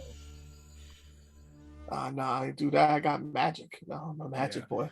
I know I'm these harpies are smart enough to know not to. They probably dealt with satyrs and bows and stuff, so they're. You realize that the 2 that are risking everything are doing it to try to get to their eggs. You know what? Sorry guys, I'm gonna play a safe. So I will say this. I'll say if you know, I'm gonna without even rolls. What you kind of understand is these harpies. Maybe they just if they get these eggs, maybe they aren't here to eat or to continue their assault. But that's I was wondering that maybe. You tell me these are mother harpies, which we respect fully. Okay. You can always talk to them. Tel Moon is going to go ahead and spend 2 sorcery points to cast what's it called? Mirror image as a bonus action. Okay. It's a split. Harpies kind of look. They're like wide eyes, like kind of like almost bird-like eyes darting back and forth. Dex save, yeah. 10? Dex save to move? You're good. Okay, I want to move as far down as I can. So you're going. You're scaling down the mountain. Well, like on the rock down, but like. Yep. Yeah, like. So you can. As long as you can have me on the rock, like I don't want to be like hanging off a vine. As long as I have sure footing, I'm a goat kind of, so maybe I can do that. Who knows? Yep. So I'm gonna say it just starts to kind of descend. With the difficult terrain, I imagine he gets like 30 feet. So he's like, I'll give you like 40. He's like 40 feet down. Okay, and then I'm gonna throw. And because the mist is gone, he can see how far. He can see that if he drops, there's a slight slope that he could just kind of take the brunt and roll and take like a little bit less damage, or he could just keep his slow but steady descent. I'm slow but steady. I ain't dropping nothing. No dropping. I'm throwing a firebolt at your boy though. At your boy Big Dino. The monster. Let's do it. At your boy Big Dino, and hopefully I roll better than the darn dex save. Okay, that's a chance. Does a 17 hit the dino? So it does, but as it pit slams into the front of the armor, it just and it just dissipates. Got it. High armor class from the front. All right, that's my turn. All right. We go from Tel Moon to Pythias. Down below, there's a firewall in front of you. Yep. Which, if I recall, the wall of fire is opaque, so I cannot see through it. Yes. Yeah. Yeah, it is. So I probably saw Apodexis fall into it. So there at least is that. I'm iffy on that too. Sorry about that. The idea that No, you're good. so- That's and totally with the appreciate wall that of it's fire. there. How high is it too? It's like 20. Is it how high? Is 20 it? feet? Yeah, it can be up to. Sorry, what was it? It was up to 20 feet high. Yeah, you're right. Sorry, 60 feet long. Yeah. So what I will give you is that based on the way the terrain is, Pythias, you could ascend. Like it's like a rocky valley, like a little area that you're in. So you could climb up to one of the perches to where you can see over the fire, and you can still take the shot. But what I will give the creature is the fire gives them, cover. I am a paladin. I do not shoot things. Oh, you don't shoot things. Yeah. I don't know why I was thinking about that because you were saying it was opaque. So I was wondering, I was wondering if you were like either shoot something or casting a spell or something. I was wondering whether I could help Paladins can Fitz, but- always throw their sword. This is It true. works. I have javelins too. But Yeah.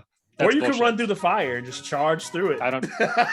What I want to do, first off, I will get up from prone because I assume I was prone on the ground after falling. Yes. And for my action, I'm the worst as far as hit points down there. So I'm going to lay on hands and put it all in for 35 healing You got it. Yeah, you will. The because I need it. power starts to course through. I'll Triton's finish with that veins. clicking later. And gonna try to pull some bullshit. Since this thing is opaque, I am going to try to deceive the dinosaur and yell out, I'm wounded, and try to make the sound of me limping kind of past Taroxes as if I'm trying to run away. And give Taroxes a big theatrical wink. Some All of right. the primal pain sounds. You tell it you're wounded. Yes. So he's like, and you're trying to front for it to come at you. I wanted to go through the wall of fire. Yep. That's Give what I me wanted to do. a persuasion check. Can I use deception? Actually, they're the same. Never Actually, mind. deception. Yeah. Deception is fine. 17. Going the wrong way. You deceived Taroxes. Way to go. Nice. Of course I did. There's a 17 on deception. Ooh. So it's like lumbering towards as Apple's laying there, kind of like smoking. It's kind of moving towards it, and then it stops, and it hears, I'm hurt, and it starts to look off through the fire, and starts to move towards the firewall. And bonus action, I'm casting Shield of Faith on myself. All right. You are done. We move to Taroxes. Okay, so, gosh, all that hard work. I'm gonna stand up for one. Yep. Python, and then I'm gonna run through the wall. You run through the wall? Yeah. Okay. Taroxes did not get the plan. Pythias is acting weird, and he's resistant to fire, so he's gonna Asteros, leap you off. will roll whatever it's your spell. You roll whatever damage that is. For Oh, okay. I am loving this just insanity that's happening. You want me to do it right now? All right, here we go. Taroxes doesn't know. Are This you is what enjoying combat this has spell to that be you when set you're at up? level 7. It has to just be shenanigans all over the place. You have to... Environments, Oh, no. everything. You want me to roll now? Yeah, he's running through it. So yeah, it's when a creature enters, right? Or Of There you go. that, Actually, and then actually, it's wait, firewall Wait, hold on. only burns from one side, right? I've always thought It there's does. a weird thing about but it. he's running through it. But he's so- running okay. through it, so He's it's running gonna through hit it. him on the Yeah. other side. Yeah. Yeah. And then if he ends his turn within 10 feet of it, it hits him again. So we'll assume he moves out of that and stays out of Oh, the no, 10 feet. Taroxes, relentless. I mean, you never know what Troxy's saying. If I don't have to take it, I won't. Is that 19? Yeah. All right, reduce that to 8. Okay. All right, he is fire resistant. So I pop through. Ugh. And then I see the thing has moved closer. I'm like, I've been waiting for the chance to use this. Pulls out the hammer and with two hands slams it right on its beaker. Ooh. All right. Go for it. That's Show us going to what be that a thing 30. does. Does a 30 hit? Jeez. Jeez. 30 definitely hits. Go ahead and give me the damage. So that's 11 bludgeoning damage and First Nick take back? I mean, 17 fire damage. Ooh. Oh, shit. All right. Yeah, that's what happens when you give them a... And then with the Raptor's hammer, huh? reaction, it Do you reaches think? out and with a reaction, claw like swings its claw back as you just club it across his jaw. The jaw kind of moves sideways, but it just claws back towards Taroxys for I don't know if it's gonna hit. For 23. So we'll hit doing 18 slashing plus 3 bludgeoning damage. No. Sorry, I'll take that back. You're not prone. So just the first damage. The 3 bludgeoning you will not take. So just the slashing damage as it. All right, second back swing. at you. Yep. 26. Gonna hit. All right, that's going to be 16 bludgeoning and 17 fire. Like Taroxys, this thing's just going toe to toe, thing kind of moving, whipping its tail, them kind of doing the dance, but the creature not winning at this point. I'm going to second wind as a bonus action. Oh shit. That's going to be 1d10 plus 7. You take this thing down single-handedly. I'm gonna.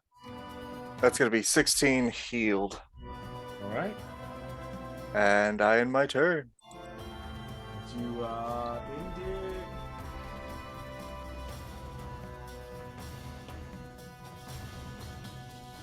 Okay. So the creature will just immediately there's where it was going to go for Pythias, it is now in fight or flight mode with the big metal giant behemoth. So he will claw back twice. Once, that's gonna miss. Then it will try to bite, kind of with that huge beak. 18, which I don't think it's. I'm looking for your. An 18 does just hit. Does Let just me hit. see if Okay. I have Perforos Piety that might be able to. And then, so that would be the bite. With a Perforos, as a devotee, you can oh, never mind. Shield of Faith isn't a reaction, is it? It's not. Okay, it hits. So you'll take 9 damage from the bite, That's piercing fine. damage, and then give me a strength saving throw. Gotcha. Because it's like biting into you and trying to push you down. 26. Jesus. You bite, your hooves plant into the earth, and it can't wrestle you down, so that it takes one of the claws and tries to slam down with its last attack here. That is a nat 20 for 28. Ooh. For only another 11 slashing damage. It's like just trying to literally putting scratches on Taroxys, slowly, pelting away at the creature as they continue to fight. We move to Fitz. Oh, well, gosh, she's gonna stand up and like dust herself off and like listen for the sounds of Yep. combat and kind of scurry towards it. I'm gonna give you that, Fitz. Even with your 30, it's enough to Okay. get you like peeking, like you're like right there on the corner where you see the fire. You actually see Pythias coming towards you. It actually depends. Would you have gone to your left or to your right? You hear the sounds equally on either side. Well, Let's see. Hold on. To the left. all right. So that puts you right on the backside of where you see the creature's tail. You're behind the creature. Tyroxes and the creature are just exchanging blows like mini Godzilla and King Kong here. Oh gosh. And clearly at this point, the creature is starting to lose. Am I within 60 feet? Yes, you are. I'm gonna pull out my piccolo and I'm just gonna blow into it really hard and cast Shatter. Okay. That's a con And I take save. it you're trying to put Shatter to the point where Tyroxes is not in it. I'm trying. Thread that needle. Yeah. That one, whenever it's like, I am going to, because of the dance that they're doing, there is a chance that he's in it. Were you going to say something, Josh? Just that it's going to hurt me a lot. Yeah. So Your inorganic material, yeah. Mhm. What I'll say is, That's all I got. what's your save for it? For Shatter? Con save of 15. You just got to make the con save, Tyroxes. If you beat it, you're not in it. If you fail, then you're automatically half. You take half the damage of where she's trying to put it. The creature, 17. of course, does. Yeah. Half, which would have been again doubled, which is terrible. Con save for the creature. Nat 20s for a 25. So. Oh man. It still takes +5 half, is actually though, lower right? than I expected. Yeah. Still takes half.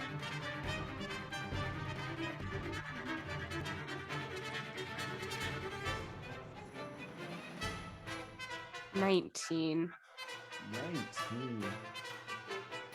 So half of that 8. 9? 9? 9.5. Yes. Sorry. yeah. So as the shatter boom Math. rolls out, slamming into a bunch of rocks, stuff. For a moment, it separates Tyroxes and the creature. So they're just standing there looking at each other eye to eye. And the creature just kind of looks into Tyroxes and looking around the fire and goes.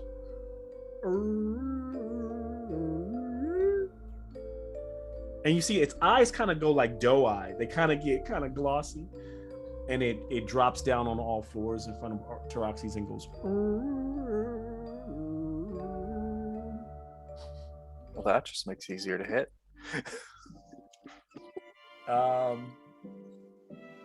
Asteros is upstairs. What do you do? So, Tyroxes, can I have a insight check?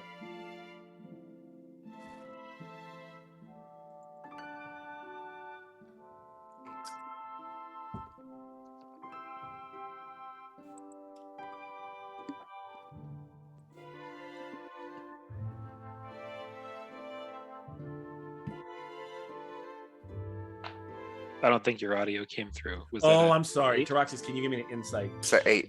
8. Okay. So Tyroxes has no clue what's going on. This creature is just like Asteros, what are you doing? Well, it seems like this wall of fire isn't needed. I'm in it's concentration, just let it go. Drop it. Yeah. I was pretty quickly, I'm like, okay, it served its purpose, but it needs to go. So I'm first of all, as a bonus action, is there anyone near me who I can see within 60 feet who's pretty hurt? I don't think so. I don't think so. I don't think. Yeah, they're all down there. Everyone who's hurt is down below. Okay. You guys have the harpies are still flying around. They're about 100 feet up, a little past 100, and they aren't diving in for attacks. And but you've also kind of already mentally put their song out of your mind, so you're good. Yeah, right now. totally. Yeah. So I'll approach down further right.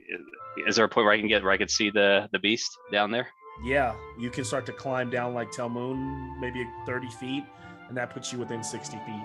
Okay, perfect. I'll do that, and you'll see the staff that Asteros holds, the stone at the top, his star map. It kind of glows a little bit, and I can see it. I'll cast a guiding bolt at it. All right. I'll do it. Yeah. All right. Here we go. 19. That hits. Yay. Do the damage on here. Why not? Let's see what happens. Let's see what we get. 21. There we go. So the bolt blasts into the back of its head, and it reaches around, like roaring out to where it came from. It's looking really bloody here. Its blood is similar to like a normal dinosaur. It's like this red blood just kind of streaming out of its slashes from all the wounds you all are giving it. It kind of those kind of sad, kind of fawning eyes have now turned back to whipping rage as it kind of takes a couple steps back, realizing it is outnumbered. Okay. Is there anything else, Theros? Otherwise, we move to Proxinos. No, let's go for it. Thank you.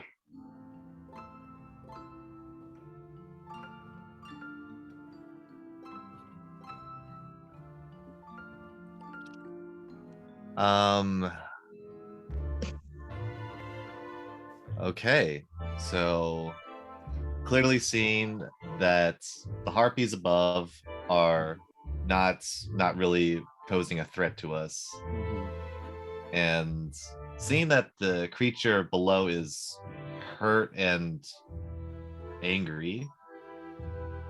I also saw that it was like being like submissive, like it was like trying to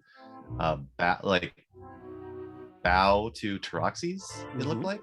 Yep, there was a moment of kind of submissive animal nature to some Taroxys momentarily.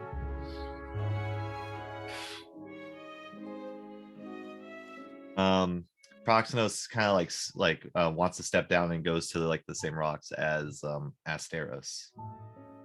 Okay, so you're descending down as well, and hanging onto the side of the cliff, looking down at your friends below and seeing the creature. What do you do? I say to THEROS, hold on.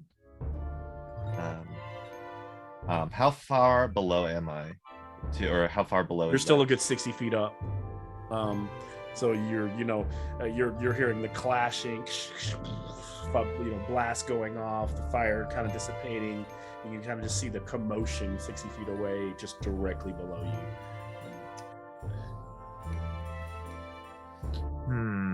Okay. But the creature is now on the defensive, trying to step Yeah. away. Yeah. It's still locked with Taroxy's game mechanics wise, but you can tell it doesn't necessarily want to stay where it's at. It's like a wounded lion. It's trying to retreat.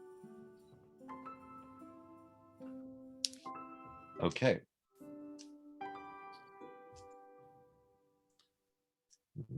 Maybe this is a bad idea, but we'll see. Can Do it. Can I drop down like 30 feet lower and misty step to the ground floor? You can. You just have to give me a dex save for the drop. All right. So it's going to be a pretty I missed easy all those. one to pass. But yep, you're just pretty much letting yourself go 30 feet and then misty stepping. 7. Okay. So you'll take a little bit of damage from that 30-foot drop, but Have a move that's not a spell? what's that? I'm just trying to figure out what his move is. I thought 2 things that he might do. I'm confused now that he misty stepped. I don't have those things that I could do. So Or those spells. you took just 10 damage just from rocks and stuff scraping you as you fall, because it's not a nice clean drop, right? There's twigs and branches that are coming out of the rock that are just hitting you. That's what it is. And then you appear, I imagine, on the ground, right? Except I'm collapsed on the floor, unconscious. Oh, okay. I wish I had my laid out Proxinos mini. Whenever I need it, I don't have it out here, but he's just kind of laid out. Yep. So you're at 0? Yep. I took 21 damage from those arrows. Oh shit! I didn't know you were taking that much damage. I thought you were playing out. No. Damn. I forgot about that. Yeah. I was bleeding. So from You just golden godded yourself. the harpies. Everyone, quick, point and laugh. Zen, you are up at the top of the round. What do you do?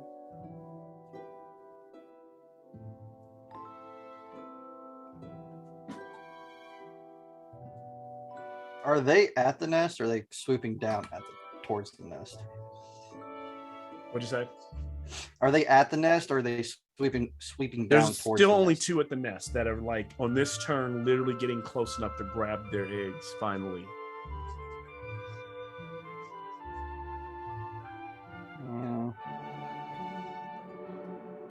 Fuck it. I'll cast darkness on the nest. Okay. So they just kind of like just there's like just a bunch of fluttering inside the darkness. Is there anything else? Is that it? No, because I have no idea what's happening beneath me. Okay. Oh, you don't want to teleport into the madness and just screw everybody up? I can't. I'm not in dim light. I'm directly in sunlight. Makes sense. Apple, you're up. So he's gonna stand up first. Yep.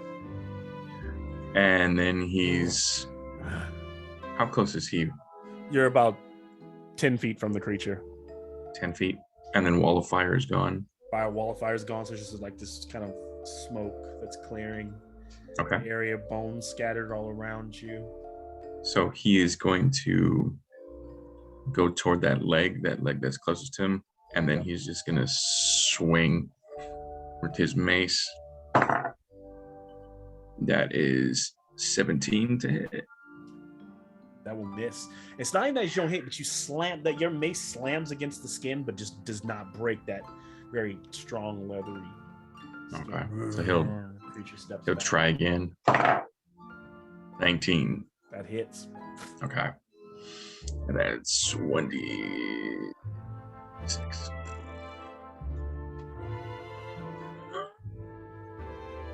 That's 3 damage. All damage is damage. Yeah. Oh, and then that's right. I forgot the. Where is it?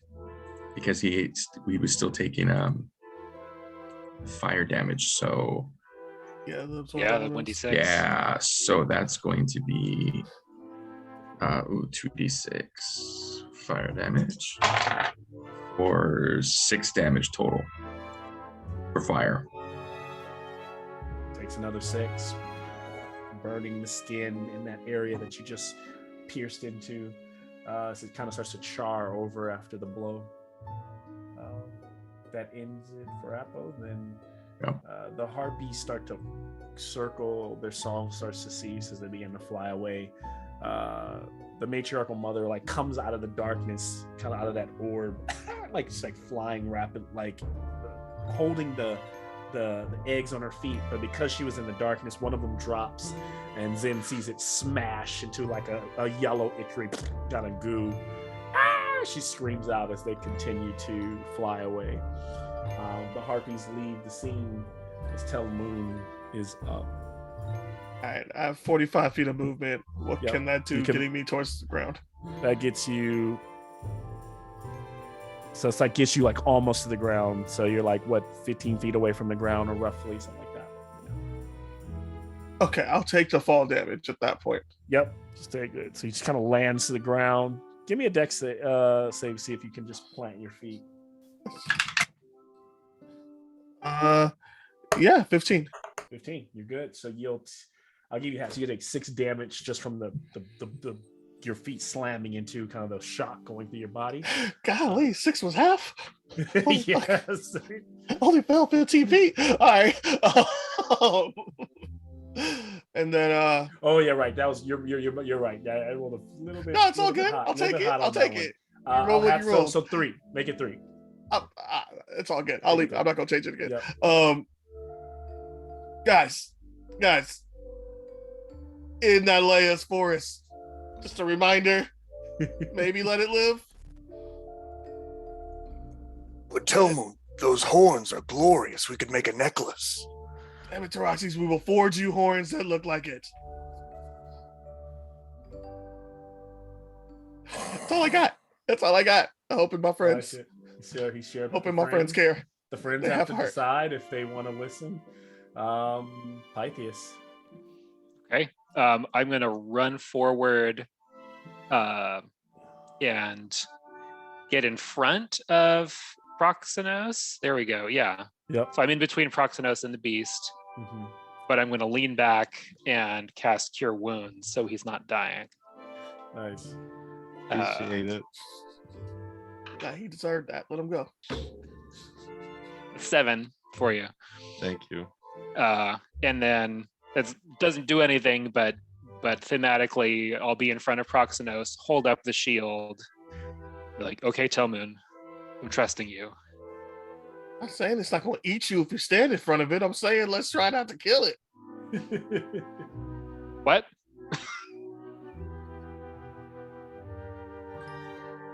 That's my turn. Okay. Who has the highest intelligence of all of you that are? Yeah, almost everybody's down there below. So yeah, who has the highest Who intelligence? has not a negative intelligence? I think Proxenos. Anybody? Proxenos has a 16. Is Well, that It's you. is Asteros higher than that or no? I have a 12 in Okay, intelligence. so then no. All right. So The one that just woke up. Yeah. and Proxenos is down right now. Oh no, he He's just woke up. back He just woke up. I He just just- wook up. yeah. Pythias just healed him. Yep. He got So we're good defibrillator. there. Yeah. So Pythias just healed him. Troxy's, you're up. The creature's backing away. Telmoon's like, don't kill it. what does Troxy's do? Damn, I turned He into rolls Telmoon's his grandma. eyes. All good. Fine. And he's going to take his attack action to shove. He's just going to shove Okay. the creature. Uh, Go. the creature just kind of staggers back, steps away from Troxy's and almost collapses over, catches itself. When it crawls catches against the himself, ground. he's going to shove it again. And then the creature looks at Proxenos with the same kind of like watery eyes.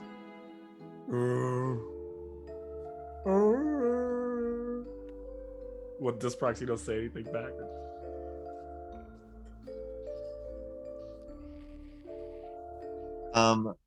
Proxenos doesn't he doesn't Have an insight. You're also a druid too, so can we get Yeah. an advantage? Can I give an advantage animal handling check? All right.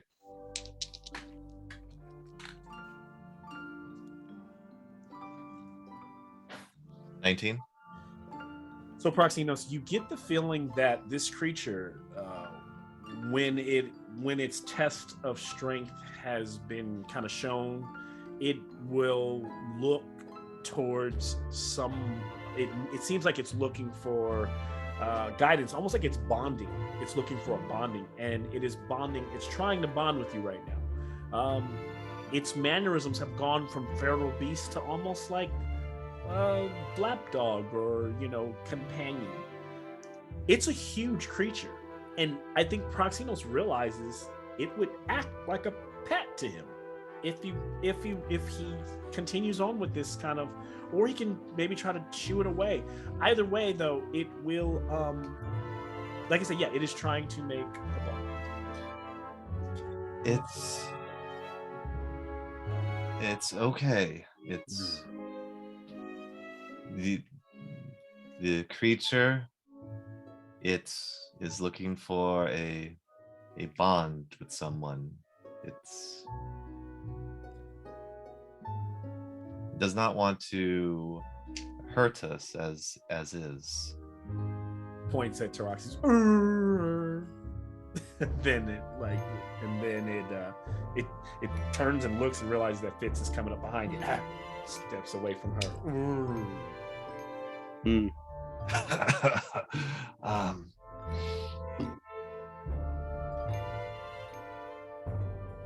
That is what I see in the beast. And you can tell that the creature is asking pretty much almost in a weird way, Proxenos, like, can I come with you or should I go?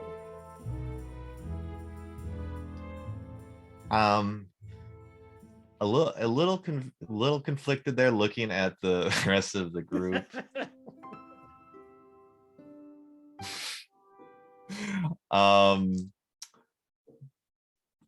It wants to come with us. How's it gonna get up the glyphs? How are we going to get up the cliffs? Well, I was going to climb.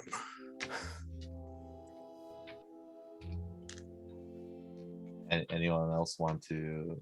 You guys can all weigh in on this because pretty much unless in combat terms, Fitz could take an action because Fitz is after the creature. Or you guys can just kind of role play and decide what you want to do. Inflict wounds from the back, just real quick. Finish it Yeah, off. she could just totally get a freebie in there. So that was my question. Are we still in combat or no? You're like on the verge of, it's like, do you hit it again? That's combat. Do you try to shoot it? You guys are in that weird gray area right now where it's just not doing anything but standing there. Oh my god, it wants to be our friend. But I mean, if You guys, if we that leave would it be here, so much fun. yeah. If we leave it, it's just going to keep doing the same thing. That's fine. I mean, that person got eaten. They deserved it.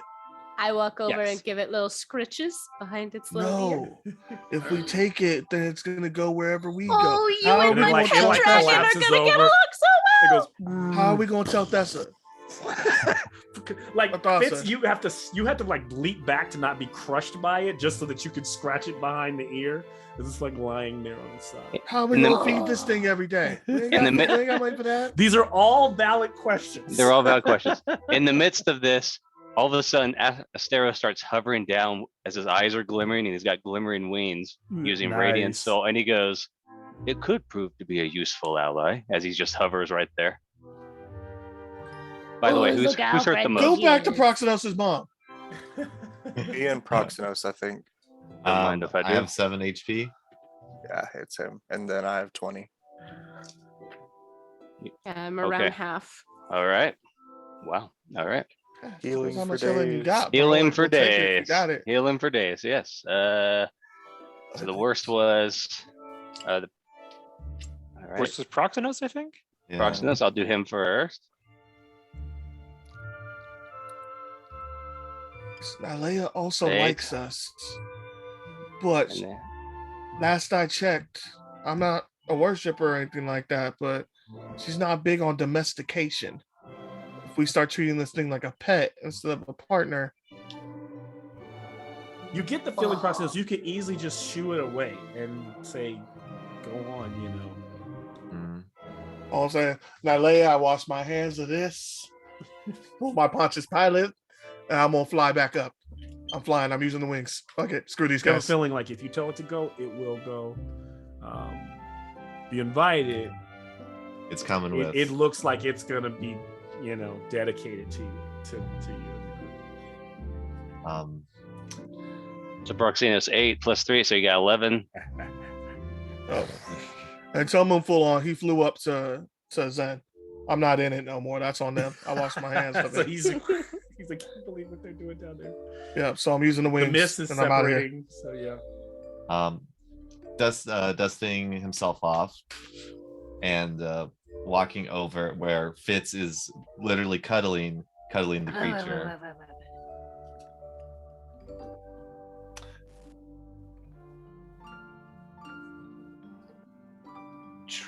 I do agree that with Talmoon that there'll be a lot of trouble and things that need to be done to take care of and keep him is it a guy or a girl?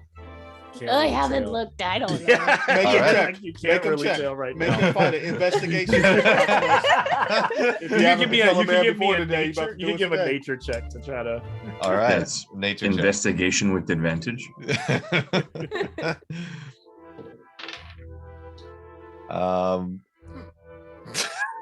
That's an 8.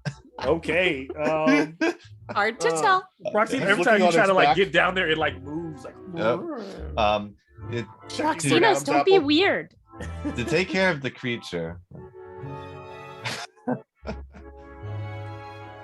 it will be a ton of trouble, but as Astaros says, could be a indispensable ally.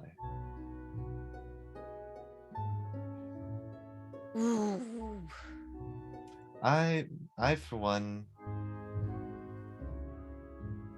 think he should come along. And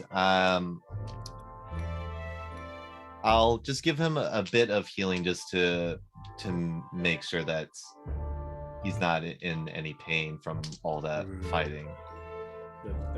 Nick, did you see my message? All right, thank you. Yeah, definitely. Anyone else healing? I heard a couple. I missed it. Sorry. Does the party all agree with this? Because one player can. Yeah. Does you all agree with this? Fitz is going to grab. Hold on. Gonna grab his little face and nuzzle him a little bit. Be like, why don't we let him tell us what he wants? And I'm gonna cast Universal Speech. Oh. Okay. And so 4 creatures within 60 feet can magically understand me. Okay. So that one, I picked that one. I like Does it. it make him magically less stupid? We'll find out. So what do you since it can understand you, what are you asking? Hey, oh gosh, I'm so sorry we beat you up a little bit. I hope we can put that behind us. And I just wanted to tell you, you're pretty great. If you wanted to come with us, you totally could. If not, I get it. We'll just let you be. You could roam around. Seems like a nice place you got here. And it kind of tells you back, kind of comes back as like everybody else just hears like, and it's just like, I'm weaker than you.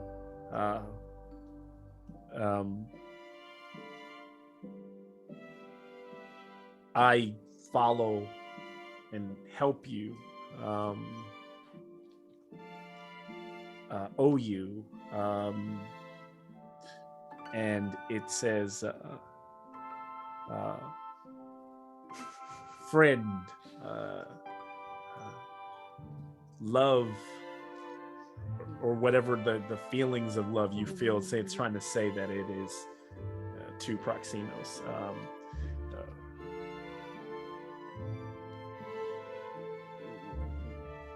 It clearly wants to go. It wants to go with you. Nothing good can come from this thing loving Proxinos. It really wants to come with us, you guys.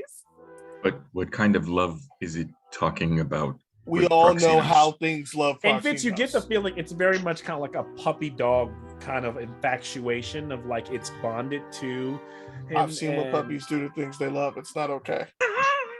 Oh, look, when you scratch his little ear, its back leg taps on the ground. Look. Oh. And like the leg starts to slam, the tail starts to slam so hard that all of you almost fall over. Like there's like a little mild tremor from it.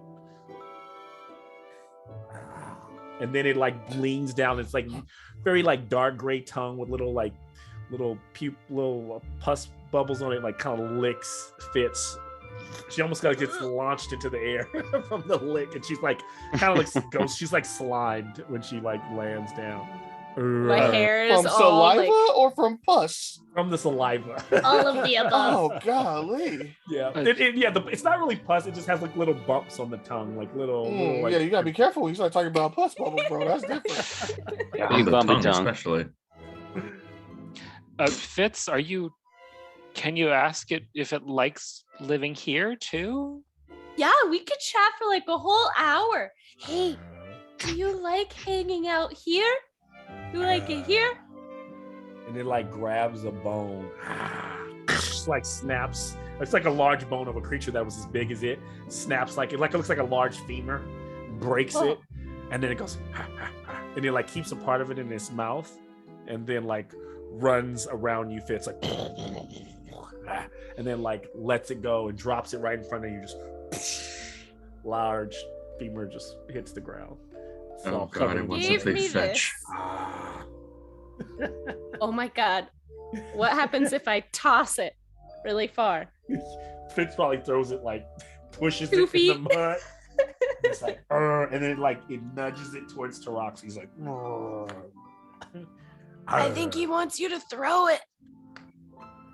Not happening. And it tells you he's mean, and it tells you it does not trust Teroxes, and that it pretty much shares that it bent its will to Teroxes because of he doesn't even say it, like he calls treats it very much like it treats Atroxys like its strength, but it says Proxinos was nice and you are nice. To Roxy's, he said you're really strong. Well, of course. Look at me. Ask it what it thought about that other satyr it just bit the head off of. Oh, what? You know? Yeah, that guy over there. Oh. Is there enough left to identify? There's just Viscera. like carcass. Is there like a nice rump roast left? Yummy. It's like You thought the satyr was yummy. Okay. and it asks, will you feed me like that? Like Oh gosh. Shoot, this is getting really complicated. Yes. You know, Proxinos, what do we feed this guy? I don't understand it. I see it licking his lips though. That's not a good sign. Dexis, like he hitches the mace to his belt, walks over to it. I like this one. God damn it. There is a faint thought in Proximo's mind. So I did bring Maximus with me. Oh no! Is he just chilling out in the back or something like you that? brought that horse? Oh my god! I can't even think about that. That horse has to be up there on the. He just cut How to the many horse, harpies are up there? Yeah. And I just kind of think about Here, let me roll. Oh. Hey, You'd have to go. So Zen and Talmoon are up there. So Zen, through the brush on the other side, you see the horse still there, and the harpies have left. But the horse is gonna. Did you bring the cart or just the horse? Just the horse. Oh, just the horse. So the horse could probably be led across the bridges. None of those snapped. So to go to the other side and continue on. So You see how you treat the animals you have. Druid. Is he going to feed the horse to the thing? Is this the purpose of horses? I'm not quite sure. Lead the horse over to the edge so they can see it. Oh, this is gonna be problematic. So then maybe if it's happy here, and we'll get to keep eating satyrs. Maybe it should stay, because that's kind of scary, right? Or we could bring it with And us it to says, eat some It satyrs. says, "Me won't eat you," to Fitz. I mean, he You says not he won't yummy. eat us. But you others yummy, yes. Fitz, ask it if it can climb. Or does it have that little T-Rex arms? T-Rex arms. It doesn't. It has full on, it has Godzilla That's what arms. makes That's why it so it has creepy. Godzilla arms. It's a It damn has- orangutan Yeah, it has on a it- stegosaur and a triceratops. Now, let's jump on its back and get the hell up. Let's just ride this thing into your hometown, Talmoon. Is there any way you could get out of here? Like, can you climb out, or do you need help, or could you get us out? Because we need help. And it says, essentially, no problem. It could climb, or it could take you the path that he knows the path that leads out. It just Oh, there's a friggin' path, you guys. Even better. Dealer's choice. how far is the path? Is it just How- pointing? How And it far just is the kinda, path? You want to come, and then I'll show you. And Seems how totally far? You can tell this trustworthy. creature has no idea, relation to how far. Me and It's Zen are like- just up here, yo, it's gonna take you 2 days to get back here. What's going on? It's gonna be some of our lovely Mexican You and Zen can directions. see all this. You can Go kind of past see the the rock for a stuff mile. happening, but yeah, you guys can call down. What's going on? It's a little bit of an echo. It's giving directions. Directions. The time that got to us, it said something else. It doesn't want to. It doesn't, and it tells To it doesn't Proximus? want to make this complicated than it needs to be. If you kind of pointed Proxinos, if you don't like it, it's okay. Oh, It look, can it stay has here. emotional intelligence. Oh, we We like you so Well, she much. said she can communicate with this thing for an hour, so gotta. Yeah. I mean, again, that doesn't make it smarter. That just means they understand each other. Yeah. Can I, while this is happening, go to the mangled remains of Satyr and see if there's anything that's identifying that I can take that's not just body? Yes. I know that booty anywhere. What you find, Pythias, as you go over, the only thing that's left are the arms, mangled arms. There's 2 mangled arms of the satyr left. They're both in 2 different, like 15 feet apart. But they're wearing Couldn't these find very, a sandal. very pretty, very beautiful, adorned bracers. And the bracers have arrows, like really fine adorned arrows on them. They're like a silver color with gold, kind of gold ornamentation. Okay, because presumably we're gonna go to wherever those other people were, or where Maybe for we'll bring from. that back to their family. Yeah. Yeah, I'll take the bracers, leave the arms, and like, we'll even And then as it I'm walking snatches away. up one of the arms. And is like, Yeah, I kind of gesture, sits like, back go against the ahead. wall. The creepiest part of that is it just picked up that arm with its hand and started snacking on that. Yeah, like a Like a chicken wing. like a turkey leg, yeah. Yeah. yeah. When you're hungry, you just gotta eat. Mm. Oh gosh, sir. That's kind of off-putting. Do you have a name while we're chatting here? I could call you. But we're gonna go ahead and call this a short rest for the group since we're gonna sit here and talk this thing for an hour, right? Short rest is fine. Appreciate Me, it. it's just like It's a good you're, idea. you're getting back the equivalent. I imagine that creatures kind of emote through like the emotions, but you're able to translate it and turn it into some kind of like language. And so it just calls itself essentially me. Like me Yeah. and you, me, you is what it is. Okay. Doesn't have a Awesome. name. So You get the feeling though that if you gave it a name, it would probably start responding to that name. I'm gonna call you Timothy. Timothy the Triceratops, that's your name. And Timmy, if we ever meet Timmy. together later down the line, I just want you to remember us and be very nice to us, okay? And I think we're gonna let you hang out here. Can Jason be And he's so like Timmy? saying, he's like, and as he kind of lays back, you realize Timmy, it is female because she's leaning back now. And then she's kind of like, okay. So Timmy's like, okay. She's nicknamed it the and same then- damn thing she nicknamed me. and then it Sorry. looks at It all Proxino's happened so and then fast. it goes, "Urgh," but to Fitz hears is like essentially the same, like, please come back. Oh. sometime." It's Satyr stuck between his teeth. We do have to come back here, don't we? We should totally visit Timothy.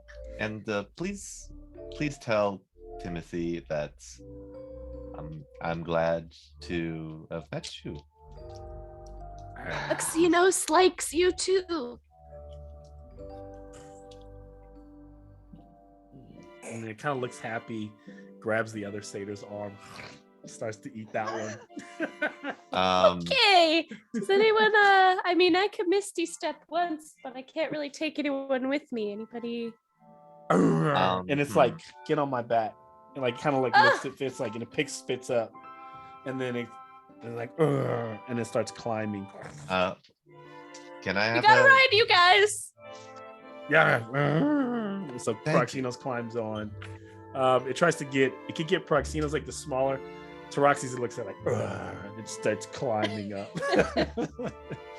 It leaves Pythias, Apo, and it just starts climbing. But you all eventually kind of find that there are gradual enough rock formations for you to use your like whatever gear you have to get yourself back up. When the creature lets you off on landfall, it kind of says its goodbyes. Sorry it didn't work out, but it's like, okay. And it just a question. Yeah.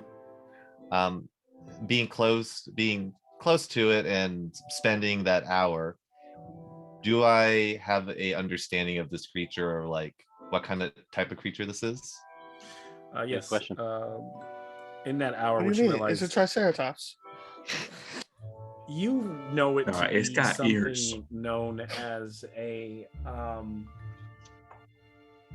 maybe in like some of the books you've studied and things like that, or you've never seen this creature before, but you remember even like maybe even seeing it in a book in the Perforos library.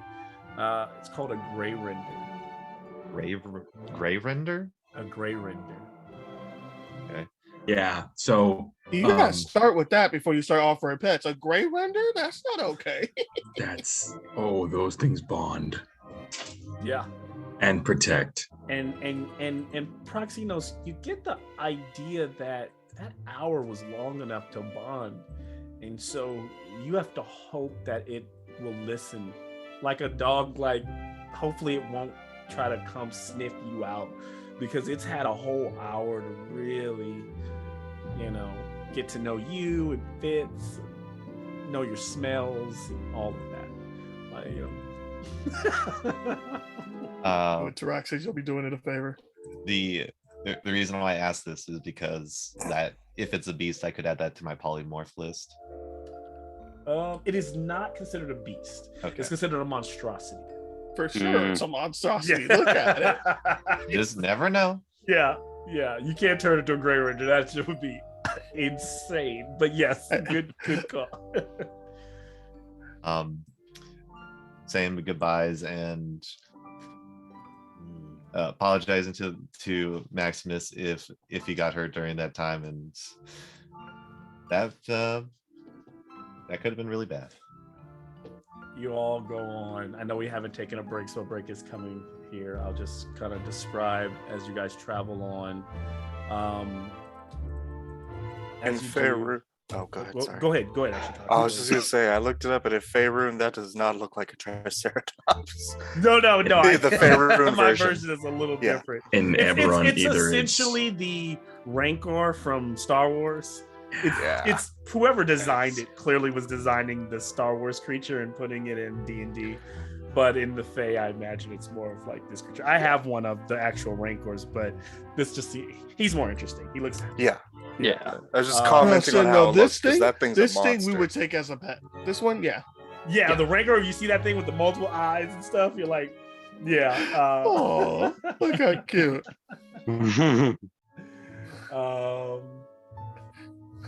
And so you travel on with the whisper, the spirit, kind of the whispering wind of Telmoon's sword guiding you. You heard the creatures, the talking about this whole BardStock. The sun begins to kind of drop there, and you notice that right before nightfall, you come across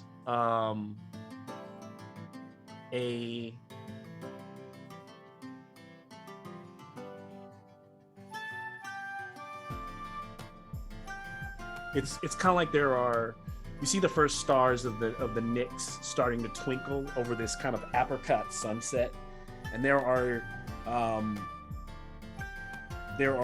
giant trailing like streamers. Like, you kind of come over through the forest, and it opens up into this lower valley, and in the lower valley you can see all of these beautiful tents set up, and you can see all these dancing kind of lights that light the area, and you can see a stage, and you can hear like music coming from it through this, and you see a floral archway down there, and you get a glimpse of the wondrous vibrant creatures, satyrs and humans and centaur folk, all kind of dancing, pixies, painted performers everywhere.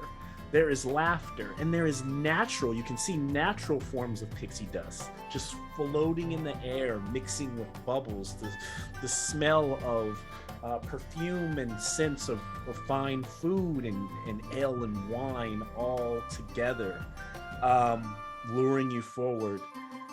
You can tell this is BardStock. And for you, Telmoon, what it appears to be is a gathering of multiple satyr revels into one just really big show. And there we'll take a 5-minute break before we pick up there. You dropped Terry Styles on us. You said what? Definitely, you dropped that Harry Styles on us. I was like, why is this hit? I was like, I'm grooving right now. What happened? Oh, I see. That used to be my jam. Good stuff. I mean, he's been dropping One Direction entire game. Oh man, good stuff. So yeah, we'll pick up at the BardStock. So tell them when you do give a feeling that your people are here. They're probably mixed in. You got to find them. But what I'll do is in that 5 minutes also, I will share with you all another.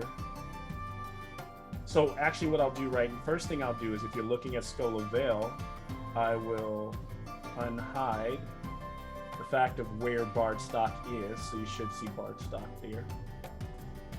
And can I get a perception check from everyone before we go on there? Sure. If you've already gone, then that's fine. I'll just take it from whoever's here. 13.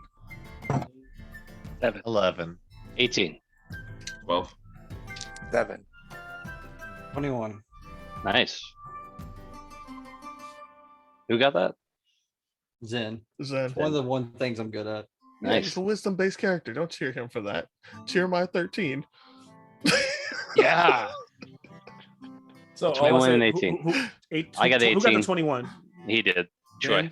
So Zen, you do notice off in the distance in the valley where you look down into the vale where all the forest is around, you can see this. It's literally looks like a rave, right? Like this big rave in the middle, probably the size of what we would say like a stadium or a racetrack would be that much land that's been covered.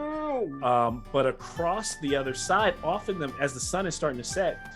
So if you guys are on, you know where the Phoenix stairs are. There's just these like unnaturally strange like columns of stone and kind of mountain formations in between. But they're a darker texture. They almost look more.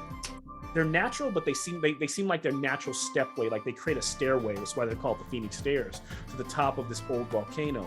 But on one of the first perches, off in the distance, and I would say Asteros, you do notice a structure with a tiny little light out there, almost like a lighthouse. Of course, lighthouses are on the ocean, but as the sun is setting, the structure looks like a dome. What we would in our world would consider almost like an observatory, overlooking the grounds below. And we'll take our quick 5. I'll also share with you the grounds to BardStock. So I'm going to give you guys, I'm going to edit my permissions. And I invited you all to that one as well. And I am now going to give you viewing permission. So hopefully I'm able to just change the permissions so that you will now all have access to BardStock.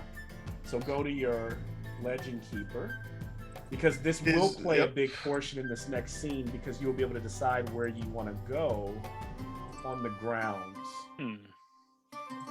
Yeah, I don't know if it's doing anything. I'm opening it. It's blank. Okay. Refresh maybe. Nothing? Oh, I see something now. Do you guys see? Like, I'll show you. I see the happy fate. I see like the theater fate masks, or the comedy tragedy masks. I just don't see. Jason, you're going to a different Legend Keeper. Like you're gonna go to a completely different. Oh, you got to my go bad. out. I didn't see and you'll be invited into a whole new. Nope, one. that makes sense. Yep, I didn't see a email come through, so I figured it was the same one. So it's a different email, but this email didn't allow you permission, so I'm just changing those permissions now so that you should be able to see it. So I don't know if you guys see my screen here. It just going by what the party's saying. Look like a ground. We know where my mom is. Just going by how my party's treated my mom. We know where she is, so we're gonna go straight there. Okay, am I still? Yeah, so it should. Don't need no Pegasus ride. We got a Zen. It's all good. Yeah. We got Pegasus at home. I'm assuming the unicorn toss is like tossing something onto a unicorn's horn and not tossing a unicorn. Probably. Give it a shot. Yeah. Taroxys maybe could do it. Yeah, we going straight into the pavilion of debauchery. I was about to say, who's the first one walking in there? Talmud, what do you mean? Obviously, yeah. I'm gonna be back. Gotta find Mama.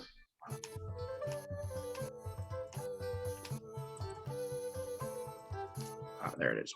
I don't know, man. There's racing here, so I might want to fucking jump in that.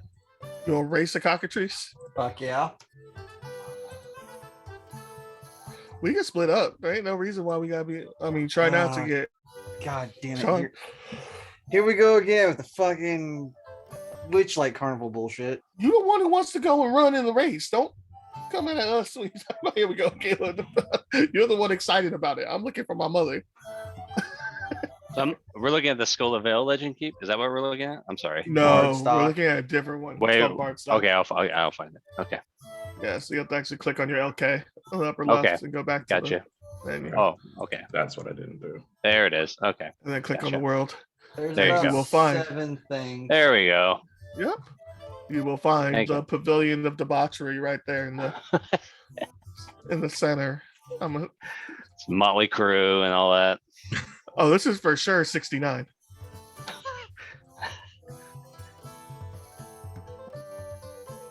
All right. Get some Santana out here.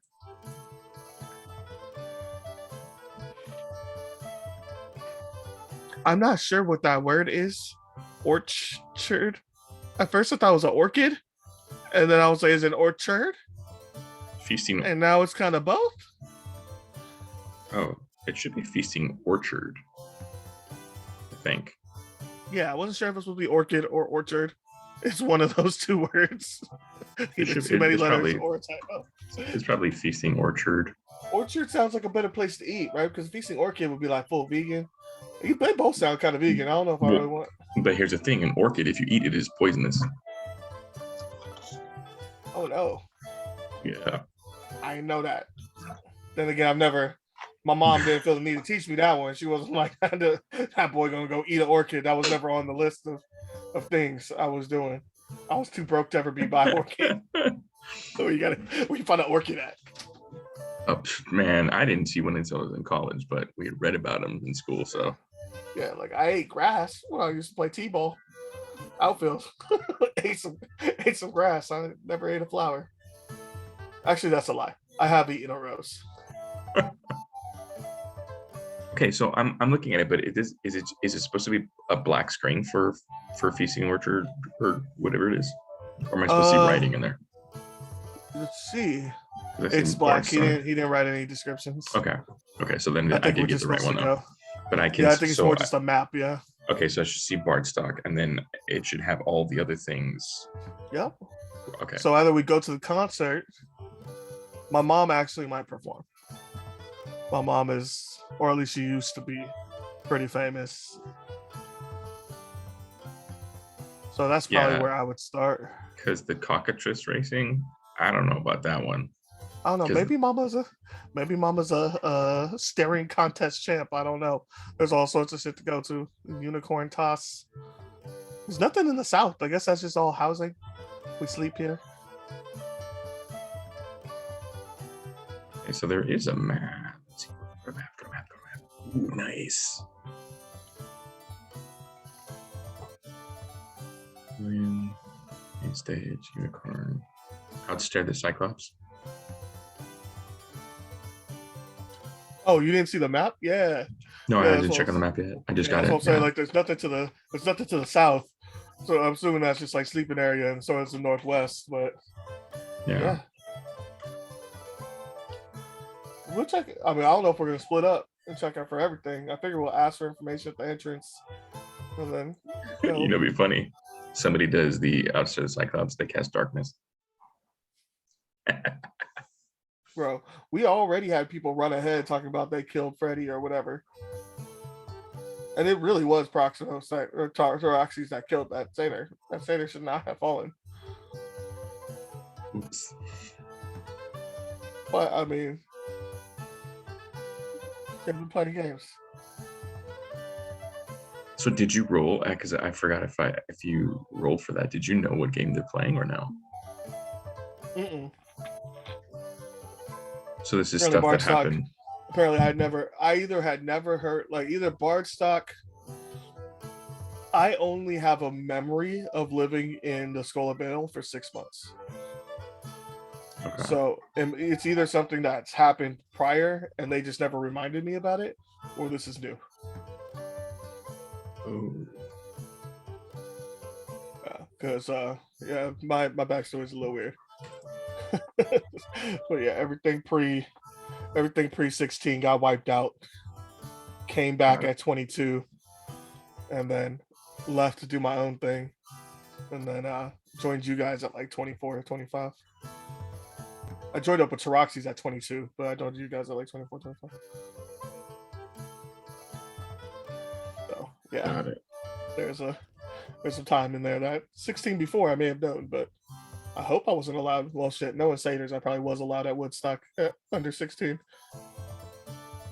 Probably no age limit for this. Get in here. Get in here, youngin. Learn something today. I'm looking at my like short notes for my backstory, and it's like a full page, single spaced.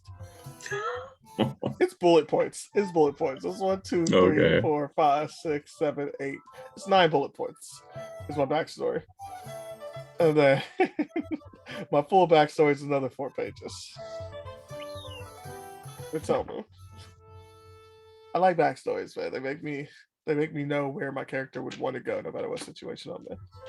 Oh yeah, no, I just started running D&D club again. So like we've been spending the lunchtime like rolling up characters we have a bunch of new kids that wanted to play. And so like one of the girls who just joined, she already has like a 10-page backstory. I was like, you remind me of someone I know. Nice. Man, I played with one girl who literally had written like short stories about her character, and it was great. Like how like the lore was great, but it was like also she expected the game to be like her and the crew. Like everything she should have been the main character, because she had written this story about herself. And now she was like, no, like my character needs to do this and that, and I almost died, so this encounter is too hard.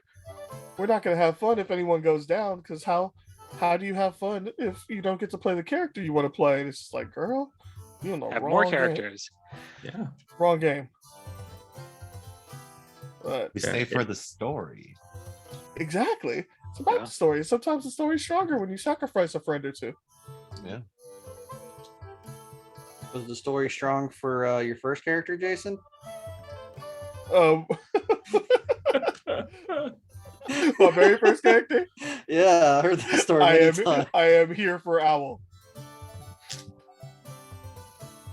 You're here for Owl. For Owl. Yep. You guys were all there? Or no, Colin might not have been there. It wasn't. Nick was there. I was there for Owl. And your boy why can't Josh was there? Yeah. Josh was there. Was this Saltmarsh? It was Saltmarsh. Yep. And the halfling that rode the Mastiff, she was there. And our boy Mon was there. Mm-hmm. I don't know if you remember Mon. Our boy Mon was there. That was also where Meep was making his debut. Not his debut. Yeah. Meep. Yup. And Meep did not give me a token. Did not give Eli a token, and I was pretty upset with Nick. Flip side of that, what happened is we finally got out of the cave, and I was like, what do you want to do? And I'm like, well, I guess I have to go get the fucking owl now that I said I want the owl. So I went off to get the owl, and that's when Nick was like started handing out tokens. So I wasn't there. Yeah. But I was still hurt listening to the story and being like, damn, no, I can't be a part of that because I gotta do my stupid backstory. Get this owl I don't even want. And to Stupid think, pygmy owl. I met Meep once and got a coin from Meep. Same here. I have had multiple characters lose their coin for Meep, I believe. Oh, God. Many thousands of coins. Meep Hundreds said, of "No, thousands. give me that back. You don't deserve it." Oh. Right? You stripped Wendell of it beforehand. It wasn't that. It was the vacation episode. Yeah. That's when that happened. Before you abandoned him. Before you guys abandoned him on that boat, you stripped him of his like membership coin. Man, that should have been such a happy-go-lucky episode. Like, Well, it should have been. It should have been. I only accept 47% of the blame. A lot of the blame is on you, but a lot is on Nick because you made it seem really shady. I did, and it was supposed to be a joke because he was like, grab, like shaking your leg, like, I got you. But it was done to the wrong person. Like I would have taken 80% of the blame, but I ran away from this guy twice before I slit his throat. So part of y'all got to take some of that blame for bringing him to me. I tried to run. He came and founded me. So we'll tax you. How much would it have cost? 0? It was 0. All it was is counting your gold and determining what kind of citizen you would. He would have just opened the door and saw it and been like, "Oh, y'all are okay." Yeah. How much gold? Because there's 4 of us, so technically, how much would 800,000 gold pieces be for 4 people? Would that have gotten us 4 gold classes? So like probably 4 silvers. It would have been 4 gold classes for that much amount. Okay. Yeah, we was rich. We was rich that day. But you decided to slit his throat. I mean, he chose to get his own throat slit. He didn't have to do that. He was doing his job. He didn't do it well. What, investigate your guys' ship? I mean, he went to the money room and they were like, "Oh, it's locked. Why don't I take you to the crazy guy's bedroom?" See, that's not doing your job well. He should have known. That creepy guy who glared at you and then hid in the shadow, you don't want to go to his bedroom. That's not a good move. Oh, Davis. And as you guys are all talking, walking up to the front Sorry, archway. No. That's the group. I imagine that's also translate to them. A satyr with a big red nose at the front goes, "All right, hey, whoa, hold up, everyone. Let me count everyone out. All right, that'll be 8 gold coins for entry to BardStock. Yes, we are charging this year because this is the first ever revel for all of the satyr tribes and everyone's invited. Humanoids, centaurs, whatever it be, come all. Minotaurs, look at this guy. And Leonin, whether you have flesh or metal or more. Come on in. Triton, sir. Yes, come on in. But if I want to walk around, can I just walk around the arch? You cannot. Well, this is the entrance, sir. You can, but that would be unfair as you would not be paying for a ticket. I'm not going to stop you. You go ahead. But I believe that you'll just have to deal with Nylea on that. Proximos looks to Telmoon. There are no guards. There's no big centaur or anybody. Minotaurs. Like, this is just one little short, stumpy, kind of frumpy. We rich. Satyr. I mean, if you scammed us, he scammed us, man. He's gonna have a good time tonight. Give it to him. Yeah, he's that guy. Like, you don't know if he's like a real valet. He's just in the parking lot. Like, give me some money. Like if he's just if he just scammed us, he deserves the night that he's gonna have. Enjoy. Oh, it's $8 or it's $80. Yeah. Give it to him. Yeah, Taroxy just drops the coin at his feet and continues walking. He happily picks it up. You have a good evening. Enjoy. There's lots to do. And as you are walking away, he's yelling out. He's like, and that should have been orchard, I heard, but there's the feasting orchard where you can eat fine food. There's, outstare the Cyclops. You can throw a... Okay, let him go. So as you start to walk around, taking in your environment, there are... you see a satyr with a red and white striped horn who's playing like pipes and leading a procession of like just dancing kind of people. You see often. My God, he's the Kenny G of satyrs. There are all kind of like crazy. There are there's a satyr on stilts, and then even crazier, there's a there's a centaur on stilts that kind of like walks behind that one. They all having these weird kind of very elaborate costumes with very like flair that have used that use like fauna and flowers and things like that in a very colorful nature. You can hear the music coming from the main stage.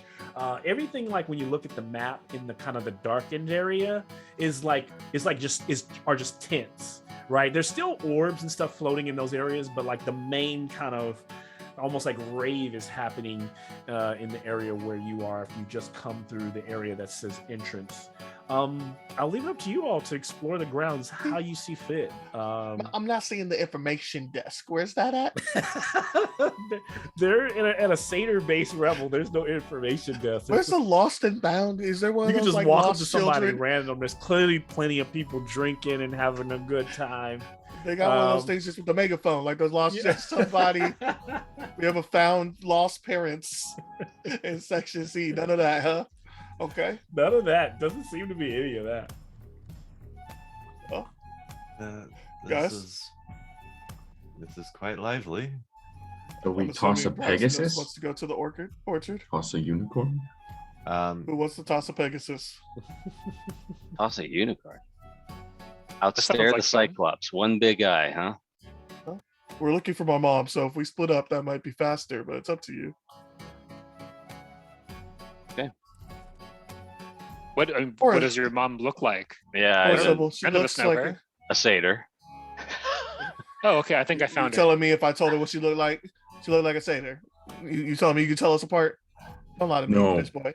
You all look the same. Mm-hmm. I mean, exactly. Does she have any like distinctive clothing, jewelry? I don't know. I've been gone for 3 years. You think she's just been wearing the same piece of clothing since I left? I don't know. Should we just go through yelling her name until somebody responds? That works. Her name's Elpida. She used to go by start yelling Twinkle Eyes. Elpida. Is that what we're committing to? Is that the answer? I wasn't gonna yell it. I was gonna have us go in and just ask people around, but y'all can yell. You can do that too. Whatever y'all feel like. Tell Moon is gonna be a non-weirdo and walk up to people and talk to them. So I know it's not meant for this, but could Apodexis, instead of doing the daunting roar, just yell her name? Like as a roar? Yeah. He could. I will I don't even know what that would be as a give roll. me Y'all look hilarious, man. I don't even know what check I'd ask for. Performance. Performance. Give me a performance Yeah. check. Okay. Thank you. Good call. There we go. Ooh, that's a chunky die. That's my mighty 9 die. That was a 6. Oh, damn it, -1. Okay, so that's a 15. Okay. So describe for me what it sounds like as he yells out Elpida. He goes, oh, he tries to get the words formed up, and then he. And then like a few people like stop, kind of like drinking and turn around. Some humans sitting in their tents. Some people kind of sitting around fires. A centaur looks at you, and a few people go, Elpida! Yeah, Elpida! Classic. All right. I'm doing a systematic search because I'm over this. I'm gonna walk around. Moon, Unfortunately, your people are strange. Unfortunately, walking around, the first thing I'm gonna run into is what you get the feeling pavilion of is debauchery. Tell Moon said that Elpida was a big deal in the day, so you just seem like a fan yelling out Elpida's name. It's like yelling out Beyonce. They're like, yeah, Beyonce. Madonna, yeah. I remember that. My mama listen to her. Yeah, Donna Summer. Oh yeah, all right. Yeah. Sun Moon's heading to the pavilion of debauchery. Okay. That's the first stop on the roundabout trip. You think your mom might be there? Okay. I'm trying to stay away from the loud ass music stage. This is a well thought out plan. Okay? Wait, was Asteros asking? Oh, I wasn't in character, was I? I expected this to be the episode no, that Jason gets all his comeuppance. Like it's just like Asteros is one of the 2 people on the accepted list. So I mean, Sorry, if he wants to go find my mama, that's up to him. Yeah, he takes a step. Is your mom there? Yeah. I don't know. We're looking for my mother. I feel like that's the closest place to talk to people. Unless you think the Seen people those- in the main stage are gonna listen to you. Pavilion of the This could debauchery. be So- your day for revenge. So this On the mother pavilion jokes. kind of sits away from all the tents in the darkness, and as you approach it, you can see the fire burning within Oh, that gosh. lights this. You can see all the columns, and you can see women, men, just the most beautiful satyrs, humanoids across Theros, kind of dancing, scantily And are you clad old or enough for just this? nude. What's that? Zen, are you old enough for this? I'm not with you. Okay, you left. Okay, good. Keep your young guys out of this. Um, The rest of y'all up to your discretion. there are stairs leading up into the pavilion, and there are a bunch of there. As you approach, there are already. It's early in the evening. The sun has just gone down. There are already people passed out. There are mostly humans that kids just could not last. They're just like bodies, like nude bodies sprawled, leading to these steps. And dancers, and as you see the silhouettes of bodies just writhing in this place. You could smell sweat and heat coming off the pavilion from a 40-foot distance. That's what you see so far. I don't know how you continue. You hear this music kind of just. I don't know, man. I don't know if I can beat that charge check right there, man. That's instinctual right there, bro. That hits deep. Yeah, I'm gonna try to find a satyr that look like they're not currently occupied. Yeah. And so Occupied. And Mama's watching, okay? Yeah. So a very fair satyr with long red locks kind of says, "Hello, sorry. Okay, no, Looking I just for a person. Good A evening. person. Oh, am I the person you're looking for?" She like You know with her what? green eyes. We're all looking. Messed up for, part about we're it, all she kinda looking looking for at my mama. someone. I feel like she kind of looking at my mama. It's a problem. See, now I'm having real issues. And it's a Freudian slips here. BardStock. Nah, have you? Do you know if Elpida Twinkle Eyes is here at this gathering? Oh, she's the sweetest lady. Yeah. Uh-huh. She used to come here. I mean, well, we've never. This is the first time, but I've been to a revel with Elpida, and she could put anyone in there to shame. But Really? she's not here tonight. And she points. She's not here tonight. Not here in the. Not in the pavilion. Okay. Who is she to you? She's my mother. Oh. I don't know if you've Okay. heard. Just making sure. Okay. Yeah. What? I think she was staying down just probably at the tents near the cockatrice races. And then I don't mean to be rude, but I'm new here. I was wondering, is there a charge for this entertainment? Oh no. This is just all of course not. Free flow. You can go find her there Go with with what you're doing. cockatrice, or you could bring your cock into. We're gonna bring the cockatrice back here. Bring the cockatrice ask here. the Rose. I feel like I need some guidance. Ask the Rose. You're muted. He just kind of stares at you for a second, and then he just taps you finally on the shoulder and kind of walks away a bit. Oh, not for me. I was like, I'm trying to get you here. Not to say, I thought you said you need guidance. I got There the you go. charisma for this Well, this moment. I if gave you need it. guidance.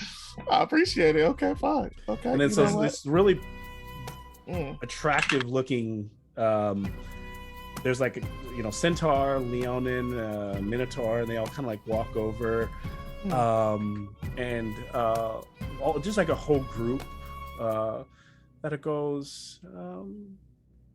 Hey, Kier, is this your friend here? Are you all not coming in? Oh no. I'll stop by later. I rolled a 19 on my persuasion to get her to go to hopefully accept that and let us leave for now. I don't know if she's going to accept that. I don't know how she's going to take that. She might take that as a persuasion as keep me here. She goes, let me know how she takes it. You go find your mom. We'll be here all night. Plenty fun to go around, but hope to see your face. Don't get too drunk. And then she kind of like turns with her friends, and they all like kind of start to frolic and like talk with each other as they. I ain't gonna lie, Talmoon's real. He's real blushing and stuff because he doesn't expect this because of the horn, because of the face. It used to be the life of the party, but now he expects to be ridiculed. This is different because this isn't his people. So this is just everybody's having a good time. This is weird to tell, but he was expecting to get laughed at. But hey, no, it's like if it's like that, you get this weird feeling like even though you hear Talmoon's like strangeness, this strange half face, this metal arm. It kind of stands out, right? Like he's interesting, and there is, you have a feeling in this revel there is something for everyone, right? Like okay, yeah, no, we'd be back. Roxy thinks you're beautiful. Anybody? That's why I love you, buddy. Does anybody want to? So before they go in, the three groups at the top, they kind of like just blow a kiss out. Talmoon gets one. Asteros was there, and he is. Who was standing close enough? Fitz was getting in that boogie. Mom. Is there anybody else? I'll say Pythias is curious. Yeah, Pythias buddy. is curious. Pythias is curious. You get the third. So what these are is this is it's bless. But it's 24 hours. It's a 24-hour bless. Ooh. Okay. Taroxys is staying close to Talmoon, but is in like bodyguard mode. He ain't having none of this fleshy organic mating. The ultimate cockatrice black. I see you. Oh wow. Good grief. I will be your just bronze laughing, going, condom. that's how that happens. So where are you guys Humans. heading next? You guys can go if you guys want to meet up at a certain time. You can enjoy the festivities. I know there's a main stage. There's food. I know Zen is probably where I'm going right now. He probably ran to the race as soon as he saw the word race. But yeah, up to you guys. I'm heading to the cockatrice. I mean, we have business, but I kind of want to see everything here. Yeah. Go feel free. I'm just gonna stop by and say hi to Mama first. Let her know I'm here. You guys can probably find me back over here later. And as you guys are deciding where to meet up and like breaking apart, you guys find yourself like walking through the main group. There's a lot of people going by eating. It smells of all different good foods and stuff. And there's a group of satyrs, all boy satyrs on the stage right now, and they are just singing their hearts out. Where's everyone going? Race. Want it that way.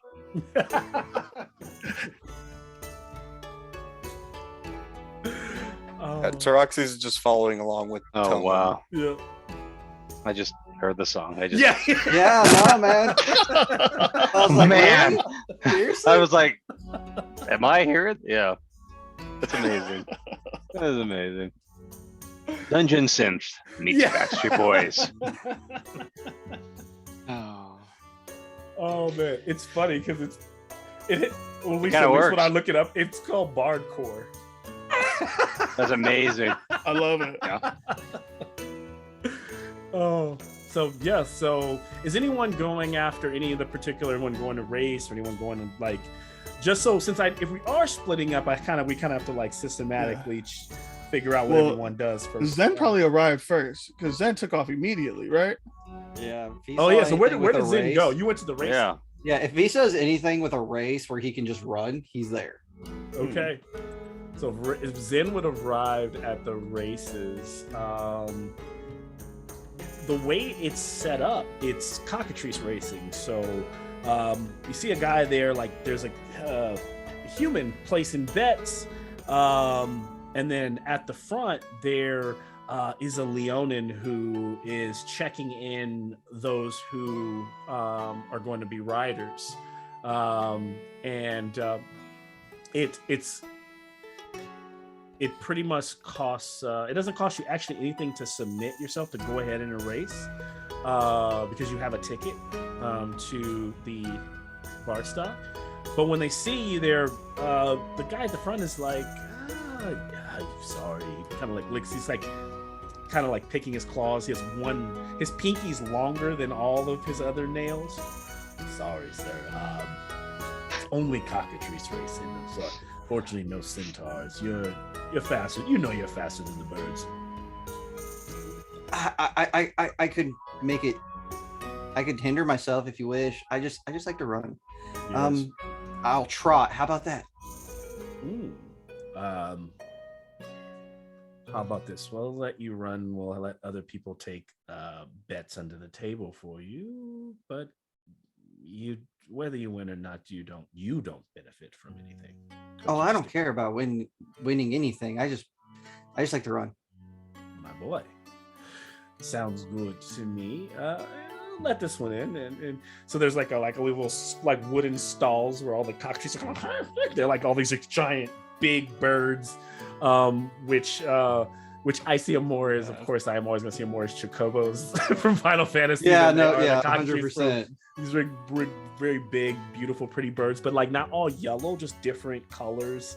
Some of them yellow, maybe. And there's like they line up a slot for you to, for sure, to run. Let me give you what you need to roll to clear this if you are going to race. Jason's killing me over here with the fucking got your skill check challenge. Got your skill check challenge.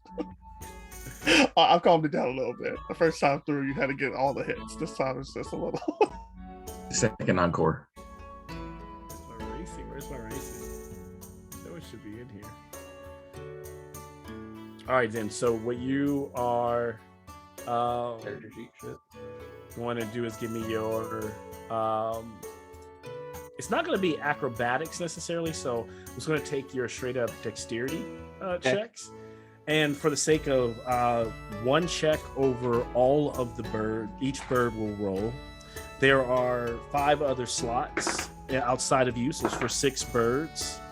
You just have to beat the highest, right? Depending on where you come into play here. Okay. Go ahead and give me your dex check. Just straight dexterity, you said? Let's just do straight dexterity.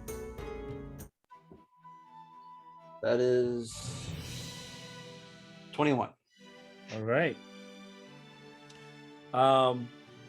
So as you kind of come out of the gates flying, the other birds kind of feathers and go out. People, you realize that the other people riding their birds are, some of them drunk, are people who are from the, one guy just like falls off immediately and his bird just continues on down the lane. And you kind of in the it goes all the way around the grounds, all the way through the dark, kind of the winds whipping in your hair as you start to pull. The one bird is Boku is the one who's kind of like right neck and neck with you, and you pull ahead of Boku and you come in with clean colors. You win that. Boku wins the race, but you see a few people who are getting paid out on the centaur, and the guy walks over and goes, I told you it's unfair. But how about this? You're fast, so I do another race, but I give them a 20-second head start. He hands you 2 gold coins. I don't want that. I'm fine. I really like to race. I'm actually a champion in racing. I understand, but you're racing birds, sir. That's why I'm giving a 20-second head start. Even the drunk ones can have 20 seconds. Actually, I'll give them 40. And then you hear like something like flutters down from the trees behind you, and this it's a satyr. All his fur is white. His skin is white. He's like an albino satyr with like pale kind of gray eyes. And he goes, I'll race him. And the Leonin goes, this could be fun. Next race, just you and the albino satyr, Rocks. You wanna? And Rock is like, absolutely. I eat centaurs for breakfast. You like to do? This is fun. So best out of 3 dexterity checks straight. Go ahead and roll these out. First one, Brock's probably not going to beat you there. Okay. What do you got?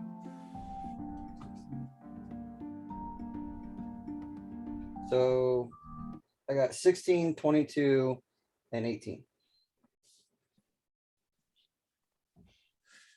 So the race is, as you kind of flying around this track, they set up another round, people place their bets, and through the darkness, it's just you and this white little satyr whose feet just move so fast. And you come off the line. You got him off the line.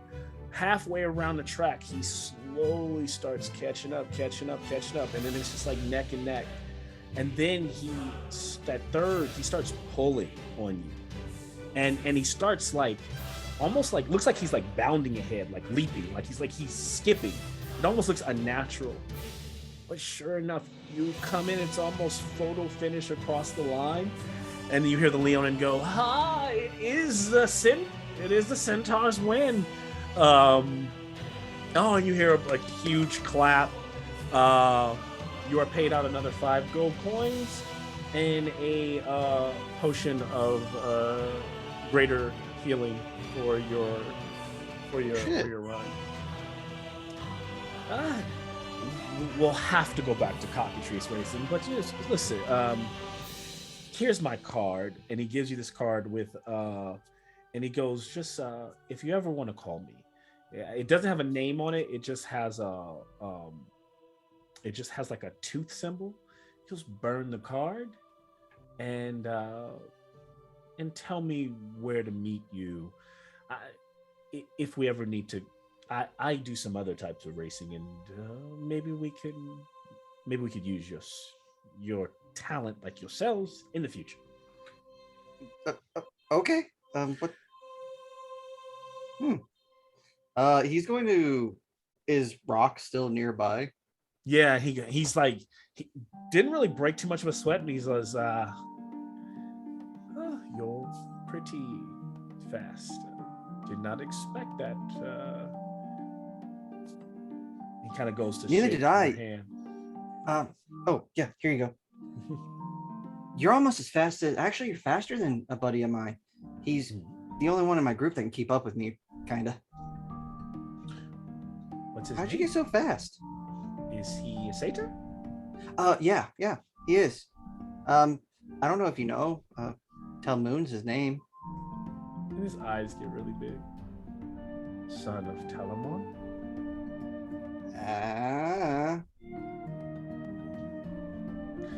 Respect where respect is due. You are traveling with a boy who is destined for great things. That's amazing. We're here, I think, looking for his mom. Do you know where she's at? Yeah. And he kind of like points to her tent's over there, and it's like a big tent amongst like other. She's probably in that one. There will be some satyr thorn bearers who will stop you, but make sure you're with Telmoon. Oh, I'm just gonna go find him real quick. Sure. And if we're in like a dim area, I'm just gonna vanish. Fully. Is anyone else doing anything else before we go back to Telmoon? Was there any other? Looking for Telmoon now. The unicorn toss. And so, as you arrive, what it is you see that they do have this large like corral like area of like in the field that's probably 50 by 50 feet, and there's just a unicorn in there, and it almost like glows, like almost like pixie dust comes off of this thing, casting blue, fluorescent blue and green light. as it just kind of walks around. You get to throw a unicorn. And then so as you approach, a human woman goes, and she kind of hears you. She goes, "Oh no, so you don't get to throw the unicorn." It's a good one. She's an older lady. She goes, "You get to throw rings at the unicorn's horn, and if one lands, you get a prize." And then you see other people like, she goes, "Oh, yeah," and then the other guy's like, she hands 3 golden rings, and the guy tosses them, and the unicorn is vanishing as one. In like a misty, like the unicorn is just like misty stepping out of the side, and the rings are just landing on the ground. And then just, would you like to try? Yes. 1 gold piece. Hands with the gold piece. So these will be a sleight of hand against the magical nature of the unicorn.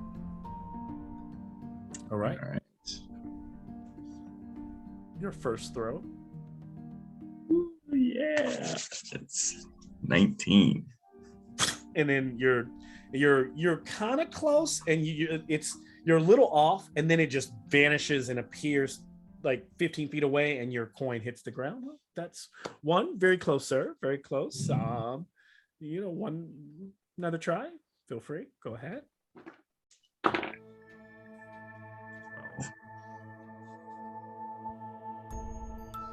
12. You throw, and it looks like it's about to land on the horn, and it literally like shifts about an inch away, and it just falls. It like drops right on the ground. Oh well, that is 1 more. Freaking carnival. Just let you know, try to throw where you think the unicorn is going to go. Can have an insight check. Sure. This could possibly reduce the DC, the difficulty. That is 12. Okay. All right, your last throw. So far from that 12, what you get is you're like, okay, it keeps either shifting backwards, it's a side. You do feel like maybe if you kind of feint, so far you've been throwing directly at the horn. If you throw a little bit off, that maybe, but then there's still a randomness to like, hopefully it goes in that direction when it steps. All right. And he'll kind of close his eyes, like you complete.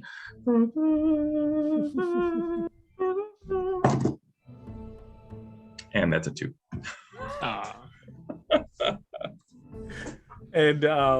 And so you throw it out, and it just like for a second, like it just like the whole unicorn just kind of disappears, and your thing goes left, and the unicorn appears like 20 really far away from it.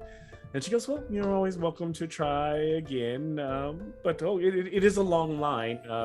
We don't allow you. You kind of have to go back to the line and to come back, sir. But good try." You just hear. Were there any others? Otherwise, Proxinos, I bet, you're always falling asleep. Do you think you could stare into the eye of a Cyclops long enough to win a contest? I bet you could. You see him kind of like give like a faint smile. I can try. Let's go. As I'm assuming that I'm being dragged by Fitz over to the outstare the Cyclops. I'll follow. So as you guys walk over, there's this huge Cyclops that looks kind of bored, and he's just kind of sitting there wearing this little red vest, and people are constantly staring at him. And then they all blink and they go, "Oh, sir, you've lost." And then if people kind of like fight, no, like I didn't blink. There's this little satyr hooks them with pretty muscly arms and goes, "Get out of here!" Like they pull you aside, and another person steps up. And at that moment, every now and then the Cyclops will take that one eye and just blink, and then go back to staring. As Proxino steps up, All right, step up, step up. What do you do when the eye of the Cyclops falls upon you? You stare back if you've got the stamina. Now, the way this is going to work, I am going to pin Proxinos. I'm going to pin your screen so that I can see only you. And you and I are going to stare. So. You're welcome. I will pin you. All right. Oh Lord. Okay, so Same All here. right. If anyone has fans, turn them off now. And if everyone wants to see, you guys can all be the judge of this. Whoever is the first to blink on the stare off, I will represent the Cyclops. Proxinos will represent himself. If this cannot be decided by our natural eyes, then we will do a roll. Let's say if it goes on too long, but I will say at the count of 3, we will stare into our screen, stare directly ahead. okay. We will have a stare off. Are you ready?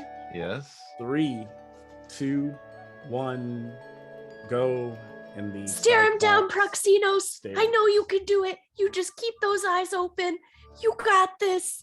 Don't blink. Don't you even try. Come on. It's what's happening. I wasn't allowed to throw the They're unicorn. staring at each other, and whoever blinks first loses. So we gotta cheer on Proxinos, don't Proxinos. fell asleep. Don't fall asleep. He's done. He's done. He's done. Wake up, Proxinos. Come on. Oh, I Oh, think that was no. a blink. I think that was. Yeah, he blinked. He done blinked like 19 times. Yeah, pretty much. I was trying to give the benefit of the doubt. There was some squinty eyes. Yeah. And so, after the blink, oh well, I'm sorry, your buddy. Better luck next time. He's asleep on the. You're good for rooting him on. So, Gosh, I really thought he could do it. That sucks. do you think you'd be better? You can. And they're like one of the guys is like they're like dragging Proxinos off to the side. But, Oh gosh, I don't know.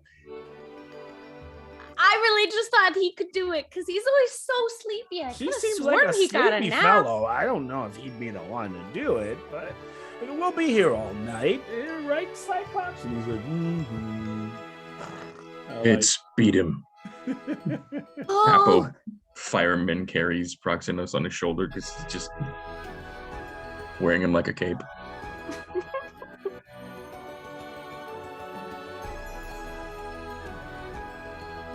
Fitz, are you going to go for it, or? no, gosh. I can't stop blinking just thinking about it. I can't do it. Fair enough, fair enough. And- There's no pressure. Step right up. Well, then move along if you're not gonna pay up. It's just like, get out of here, You kid. guys, that's really hard. That's really hard. Be careful. Oh man. Back? I Oh. guess I was all alone because these all went off. Yeah. So Pythias just does like a circle because he wanted to see everything that was there. Mm-hmm. But just real quickly, he probably ended up at the main stage and just has a wine and is found like a new group of friends and is like scream singing along with the Nice. the performer. All right. Thanks for letting us know about your reroll, man. Hardcore. And so we see Never seen him. Pythias is like rocking out at the front stage, and the singers who are on stage is there's a bunch of satyrs in the group that are playing all the instruments, and there's a giant like fishbowl, and there's like a mermaid triton inside the bowl, like doing her like kind of like Okay. looping and singing inside there. As the group is kind of meeting back up and Telmoon is over towards the tent, I imagine Zen has kind of told him where Mom's tent is and everything, or and he does. Now you all those of you who wanted to regroup are regrouped. Those of you who are still partying are partying. So who's the group that's going towards Mom's tent? All right, so Mom's tent is you guys are all walking up. Eric be smiling a little too big over here, talking about going to my mom's tent. Just go double check that. Okay. He got there before you did. So now, I don't know how Taroxy's responds to this, but as you guys are approaching the tent, two really big minotaurs are like walk up and are standing there. You all have tickets to be in this section. This is VIP section. So I know what Taroxy's is typically on site, so I don't know what he's doing that he's seeing these like party minotaurs.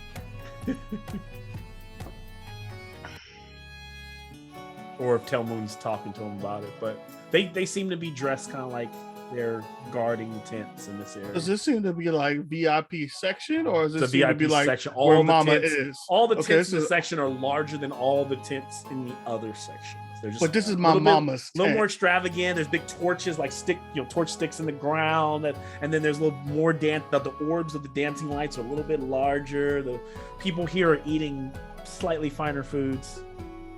Because that makes a difference. If this is VIP section, yeah, and this isn't my mama's tent, then I'm not gonna be cocky. But if this is mama's tent, that's different. Do you? Well, he doesn't know that. He's just asking, do you have a VIP ticket, sir? Roxy's gets up in his face. We are VIPs. Thank you. Goodbye. And then walks. They both kind of step in. Listen, buddy, we get it. You might have had, do you drink?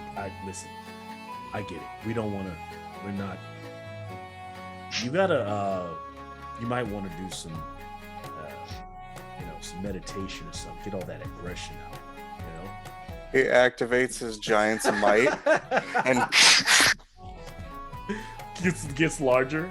Oh, the party's dead now. Apodexis. Now, do you want to lose Gently an puts arm, Proxenus a leg, down. or move?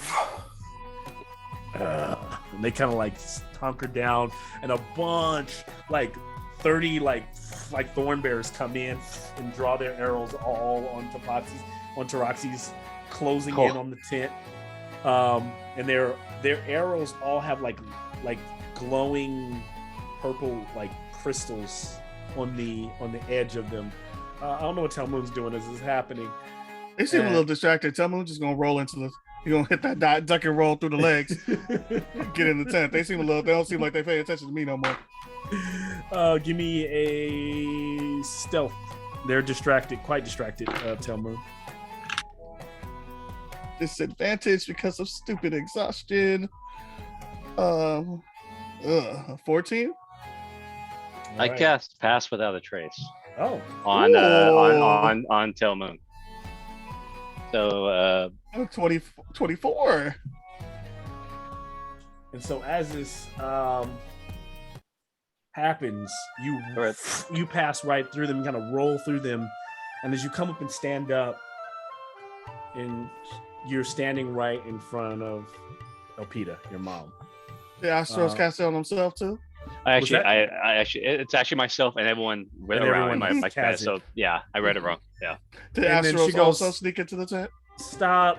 I will stop. She's not. She's calling the guards off. She's like, oh. And then she goes, I take it this large bronze minotaur is your friend, Telmo? Best friend. It is good to see you, my son. And she leans in and gives you the biggest hug. She goes, are you eating? Are you drinking well? We have a human. He cooks for us. It's okay. Do you have a love interest, ladies? Men? I mean, that I stopped by the tent of debauchery on the way here. That might change some things. It's much bigger this year, right? The scope of that place. I love it. I'm too old for it. Mm-hmm. I saw your picture in the corner, Hall of Fame. It's okay. I'll try to do you proud. She chuckles. She goes, come, bring your friends in. What brings you back so soon? You're supposed to be gallivanting as this grand hero. Why here? That we're doing. I found a lost one, and I was hoping that we might be able to find some answers here. And did she follow? Was she one of the ones that raised her hand? I felt like she was. Yep. She's there. I'm gonna call for Fitz. I blow jets of steam into the Minotaur's faces and physically move them out of the way, making way for Fitz to come through, for the group to come through. This is Telmoon's mom, maybe 20 years younger, so she carries a grace and a youth about her. That's the Hall of Fame picture. Yeah. She brings you into her tent. There are these beautiful, big, kind of like lavender and like purple, like pillows to sit on that have like gold frills. There's water and wine and vases, and there's like other satyrs that are pouring drinks out for you all, and grapes. And she goes, sit down, enjoy yourself. I'm supposed to do an encore performance later on this evening, but I might be too drunk. My boy is here. So great. Well, let's come in. Tell me about your travels. What have you done? I will try to appease my mother. I will take a glass of wine. Do your friends know that you killed a chimera? My son killed a chimera. What? Yes, he did. I want to hear that story. Yes. It's not a Telmoon. That's What? the first time I've heard of it. Yeah, it's impressive. It was so Ambidextrous will turn Proxenos around, that way his ass isn't facing everybody. Just hello there. Yeah, I actually don't remember much of that, but yeah. And she goes on to tell this fantastic story of like the veil, and they were having this revel, and this creature showed up, and how she starts in like how Telmoon kind of like throws himself at it, like defending his father's honor. The creature flees, and them finding the creature broken and dead in the forest. And whether she embellishes or not, or whether she throws the extra feels on it, you all know that to some degree this happened. And you just see a mom miming of like how much she loves her son. She glosses over that first part, huh?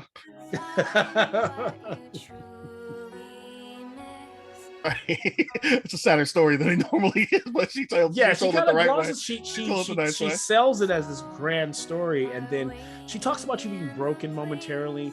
She mentions and speaks to you being built back up by the you and her, like, but she tells it in a way that it's almost like oratory poem of what a champion, or what like the stories of old you've heard.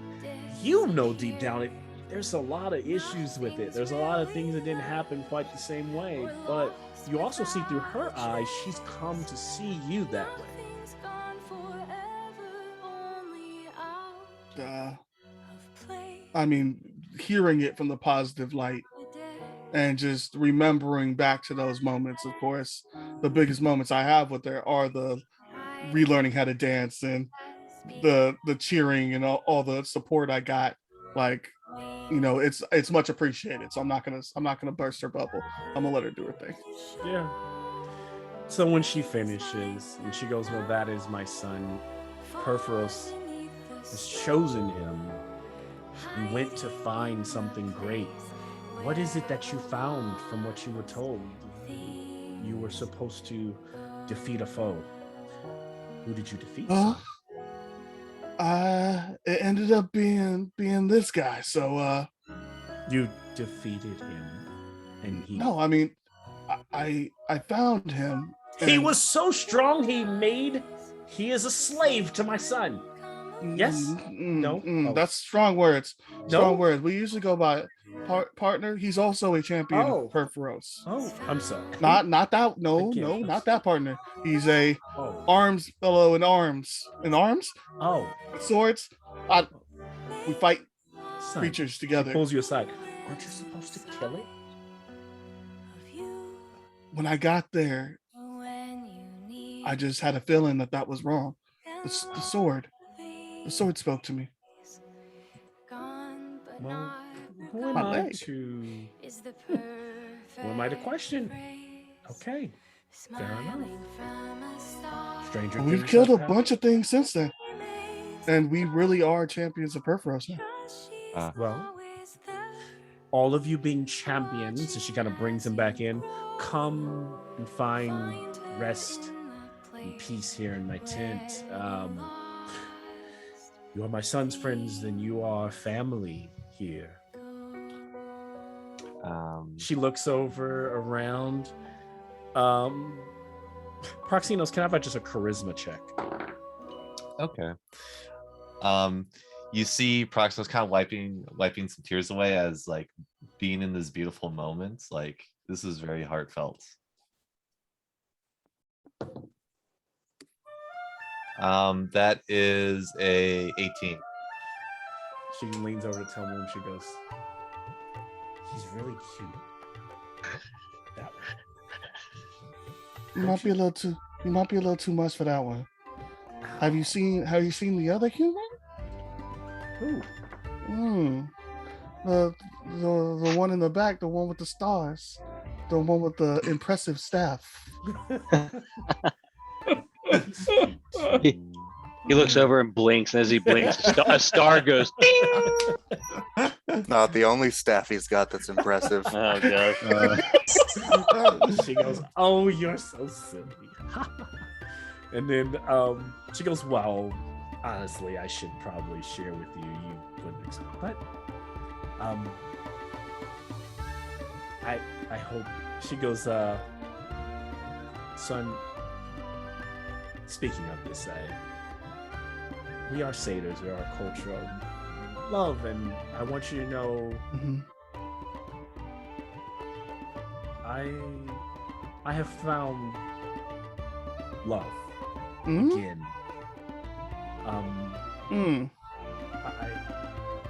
I know.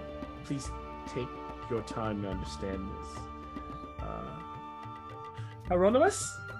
And then, like, through the tent walks this big, kind of portly satyr, dark skin. Come on, man. He's got like a bit of a belly. He goes, "Hey, sir, this is Telmoon." He's got a big kind of a beard.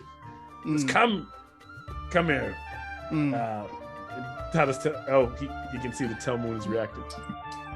Telmoon, you can get a nod. Others call me Hieronymus. You can call me Jerome.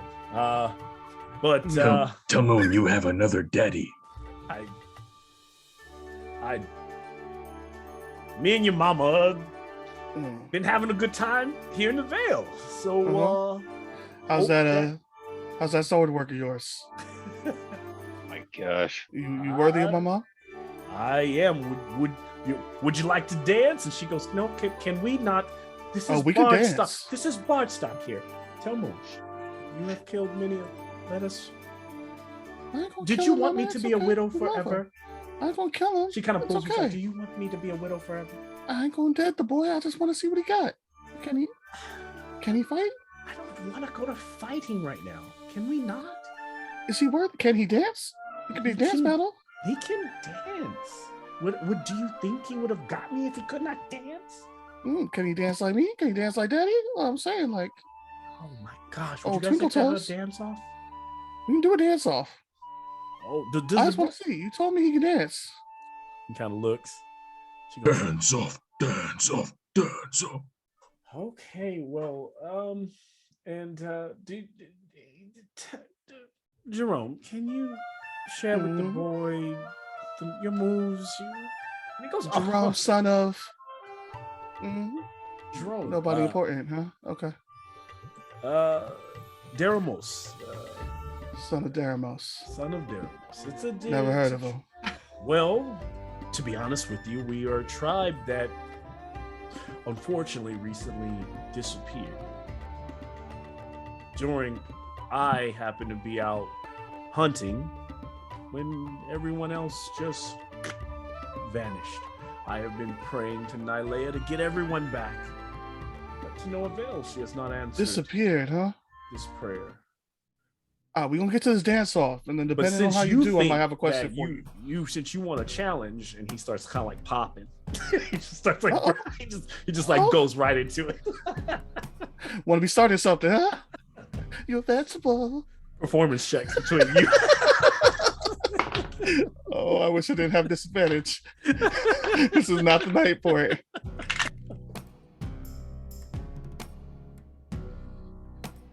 Okay, 18. Oh shit. Hold on, 11. Plus So 7. it is close. Like the party, like for what the party sees, like this is like they are going at it, like, and it's just a matter of youth slightly winning out on old. It's not that Jerome doesn't have the moves. It's just a little that he had them. He might even have them better back in the day. Telmoon edges him out by just a bit. I'm tired today. The other roll was higher than that. Okay, boy. Hell, after you do a little spin, he goes down in his belly. He like catches like his ankle. He's like, ooh, oh my. He looks at Elpida. She goes, Is that enough for you, Telmoon? Can the man dance? He passes. That was respectable. Jerome, here you go. And the healing word to him. Oh, thank I you. say My that Achilles. respectable. My Achilles. You mentioned your tribe going missing. Yeah. They live off in the not too far from here, part of the Vale.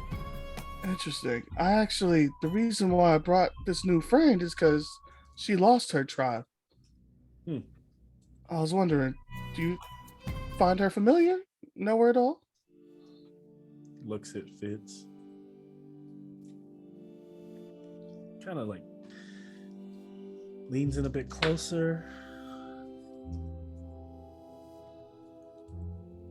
Looks back at you. No. I don't think I've ever seen her.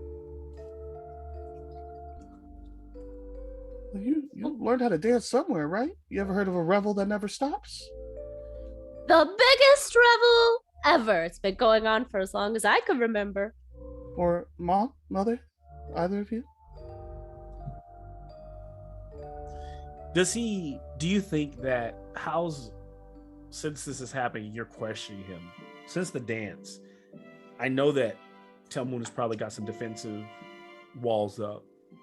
Do you think that he's trying to is he trying to drop some of those walls, or is he just kind of being Telmoon and like just kind of firing just trying to get information?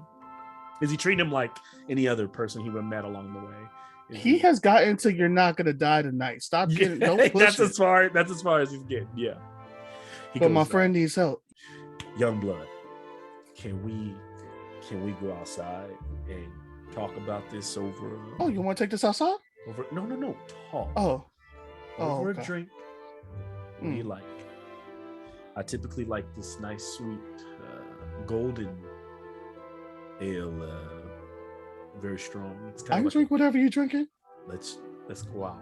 So And before they leave the tent, as Telmoon's passing by Apodexis, I'm going to use my inspiration point from the last game and just kind of tap him on the shoulder and be like, sometimes we hold our tongues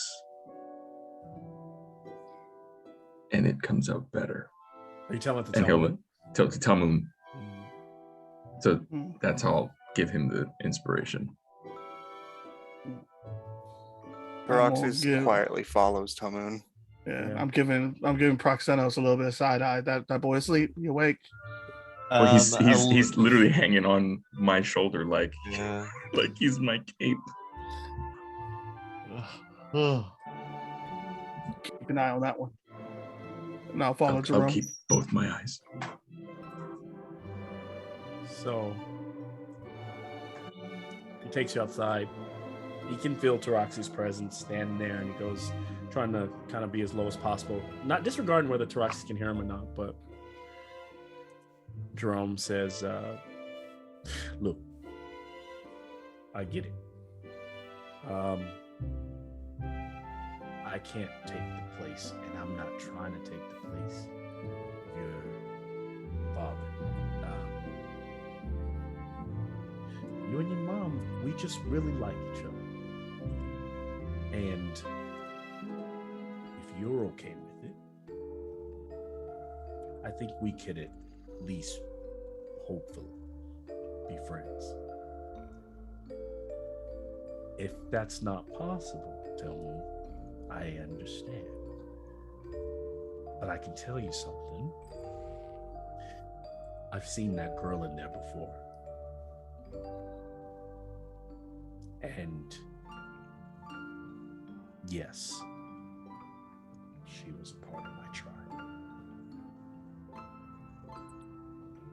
Why'd you hold your tongue in there? It is not my place to share that. I do not know her. I do not know her name. I've just seen her before. This is a night for... Do you want her to be as shocked as you are now? I am trying to make this out. It's a revel. I guess this is probably not a good time to ask you. I was gonna... How long does this last? How long does this revel last? Throughout tomorrow, to the next sunset.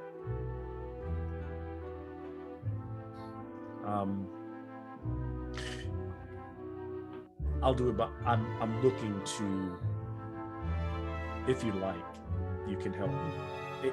You know what? I won't bring that to you right now. I don't think you're ready for it. Now speak up. I want to make an honest woman of your mom. And I'd like to ask her for her hand, but I'd like to put a ring on her finger, but not just any ring, young blood. The ring of a unicorn, and not that fucking shady ring unicorn they got fucking doing song and dance over there.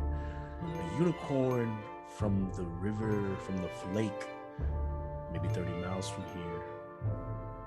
You see, and you all know, that when a unicorn casts enough spells, what starts to happen is its horn, it creates an ivory ring that is removable, that has diamonds in it. From it just casting, it's like a ring that forms around the horn. The unicorn cannot be harmed, but maybe you could do this for us. It would be a nice gesture of our unity. I'm sorry.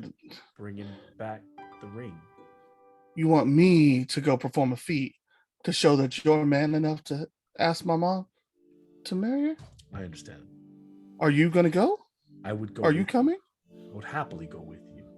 I just know that I don't think you've been here for a while and understand how, young blood, how dangerous the forest has gotten. We can escort you there and back, maybe. I'll talk to my friends. Is that all you need? That's all I would need. Because honestly, if you could do that, I'm gonna be honest with you, man. Like I'm not like this anymore. Like I don't remember growing up here. I'm basically a cleric of THEROS at this point. I can't be here for my mom. I'm not saying I like you or accept you. Right. But if you already showed me you can dance. If you can get this ring.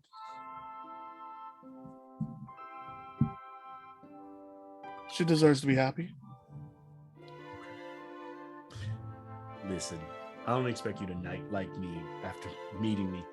I really didn't expect you to come here tonight, but hopefully I can show you that I'm being open and I'm honest. And well, you lied to me first, so I don't know how that was. When did I lie? In there, you say you didn't know her, and then you brought me out and said, "Yeah, you did." I brought you out here to tell you the truth. I respected her understanding. I'm trying to avoid. Listen, this makes it. It would be better that you share with her. Yeah.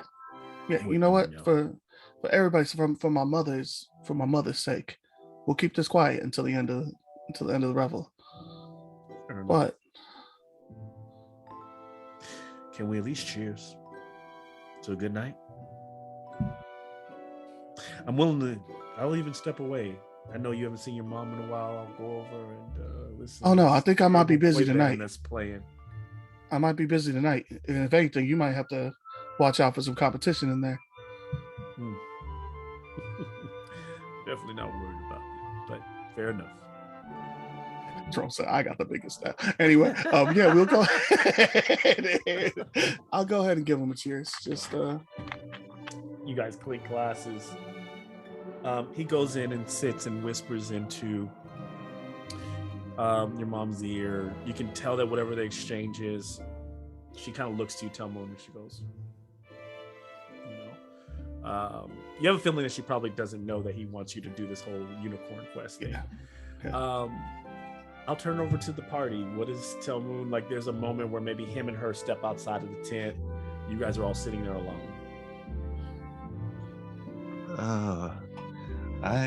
This festival is quite exciting, but I don't think I can last too much longer. I don't think we're going to get any good information out of anybody here until they get the party out of their systems. Fitz, I know you got some party in your blood. You ready? Party. Party till tomorrow? Party till tomorrow night? Team? Let's party. I haven't even seen Pipe yet. So I already know he down. Wherever he is, he's in the spirit. Zen, can you make it? No running away? He's probably in the pavilion. Zen's like gone. this. Zen ran.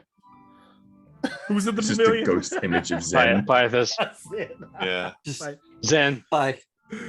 Big horse. Pythus definitely making his way back to that. I mean, I'll be around, but this No party. killing minotaurs until after tomorrow. Okay, but after tomorrow, if they're still around, I cannot be held responsible for what happens to them. They shouldn't be in Narvale if they ain't ready to throw down. Yeah. I can do something for you guys. No, you can go ahead and go to sleep. All Yeah, right. oh, you ask. You can go sleep in the regular tents. Go get you a tent. Build you a tent. Get you a side tent next to the tent. Oh, we could make him a pillow fort. We can make him a pillow fort. It would be so comfy. But what are you gonna do for us as we make you your pillow fort? Oh, I was just gonna offer giving you a short little rest that get you perked up for the rest of the night. You can give me a perk? It very, very fast, 10 minutes, and you'll be refreshed for the night. That sounds like a yes. Would you like I it? mean, I'll take a perk. I mean, it's been a while. Okay. Just find a good place to lie down for 10 minutes and I'll do it.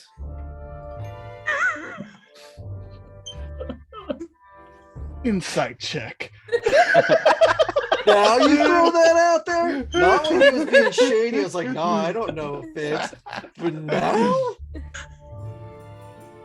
I want to know Alright. about this shady ass perk this man trying to slip me. That's a 3.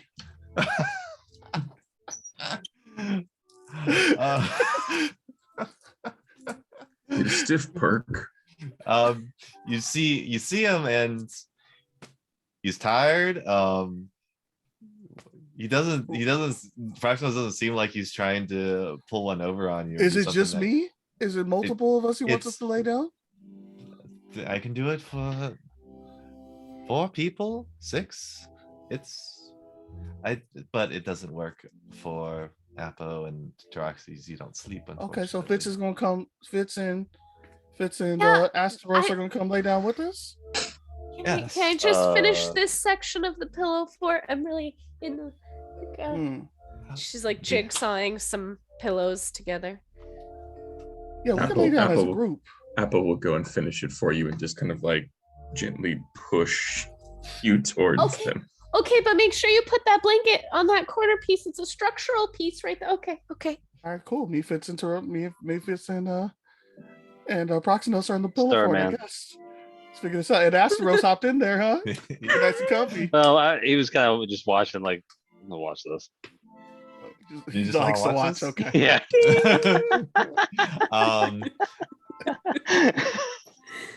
Have a good night, everyone. And he claps his hands together as you see that there's this aura that forms around the tent, and it starts to get dark. And everyone that's that wants to We fade to black. go falls to sleep for the next 10 minutes, and undisturbed, you get a full short rest in. Oh, that's cool. Who all takes advantage of that? Only the flesh people. Yeah. And Oh, Pythias, yeah, of course. Is Yes. Pythias back? Pythias is still partying. Pythias is full party mode. Zen, you back? Zen's hair in the breeze. Still Pythias going. got the neon rings around him of flowers. I guess, Astros, yeah. you just watching or you getting Yeah, on I'll do it. Yeah, that'd be good. this? Yeah, get in here, buddy. Sweet Oh, dreams. good grief. As Alright. you all gingerly fall asleep for the next 10 minutes. I don't know if I needed a short rest, but I'll take a short rest. You know, that was a vigorous dance. So as the Cat 2 nap. minutes go by, that cat nap goes by. I'd like to, if you have nothing, you can clearly just skip. But what does I want to know from you all, like, take over the narrative. What does the rest of the night look like? What do we find maybe your character? What would you have done till sunrise, right? Like, if anything, if you would have just slept, you'd slept. But maybe ending with Telmoon, but starting with everyone else. Starting with Proxino, since you're maybe easier. Proxinos, what does Proxinos end up doing? I feel like Fitz accomplishing her job of creating a pillow fort, and you just see Proximo's like passed out, and there's all these like elaborate like towered pillows together. Like you don't even know how they're like stitched or like strapped together, but made this like complex looking just like bed made out of pillows. Anyone else? It's Proxinos. Apo would have chased this stupid unicorn. Like you just see him in the field, like pouncing and being like, "Get back here!" And you see Minotaur's hopping over the gate, like, "No, sir, you got to get out of here!" Like just like a bunch of like satyrs and them grabbing Apodexus and dragging him out as the unicorn runs around. He's gonna be like, "I see you. I will find you."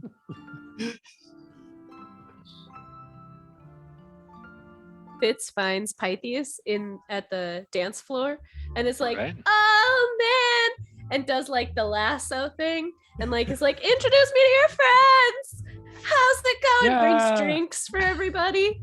Pythias can have a charisma check. Sure. Oh, right. Okay. Not great. Charisma check 7. 7. So Pythias is there with one other human friend that he has made in the time that dancing and as Fitz arrives, but they are all having a great time. So together, Fitz joins the fray to get to continue on. So I'll turn it back over to y'all. So Pythias has made one friend so far. We can always expand that a little later. Taroxys just kind of awkwardly follows Telmoon everywhere he goes. Like whatever Telmoon's doing, like slightly in the periphery of the screen, Taroxys is just quietly standing, just chilling, just keeping an eye on the dude. Yeah. Just on the lookout for violence. Is there anything going on inside of Taroxys? Is this does this kind of acknowledgement of Telmoon having kind of people to come home to, is that doing anything, or is it just kind of not a real big deal to him? It's not a huge deal. He's known they existed, and meeting them is kind of cool, but like, yeah, he's not worried. He's not worried about it. Yeah.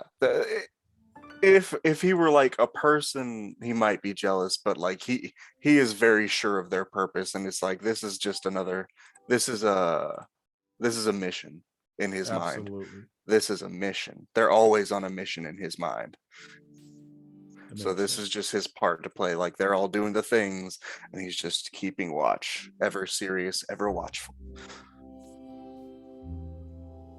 Asteros kind of, after kind of goes to the side near the edge of the BardStock and kind of by where the woods are, and kind of like kneels down and takes out the stone out of the staff, and just kind of like projects the stars and like looks up and tries to see if what lies ahead for Proxenos and actually any of his companions. And if he doesn't get an answer, he will just continue to meditate until. Can I have a religion check? Yeah. So 4 plus 4. 16. Is there a question that he asks or that he's inferring in his meditation? Or is it just what is ahead? Is that the question? Oh yeah, sorry, specifically, yes. Yeah. So basically, he sees a lot in his companions, particularly Proxenos, but is there something of urgency that he has to lead them to soon, basically? Yeah. He continues to kind of sit there and meditate, and he starts to kind of feel warm, even though it's cold all around him. He feels like that answer's coming, right? And we'll leave him meditating there on it for the moment. Anyone else, or should I move? I do see. Not too far away, there is water. Is that a lake, a river? It's part of the river that runs up beside the BardStock is near the river. Yes. Yeah, I think I would eventually circle back. Might be an awkward moment because then if Fitz was there, we're like circling back to the Pavilion of Debauchery. Okay, bye. Okay. Okay. Yeah, but Matthias was curious, and he's gonna take a stroll through the Pavilion of Debauchery and see if anybody's interested. And so, is there a type of someone that he is looking for? His thing is he's supposed to be exploring the world, so he's looking for who's interested in him.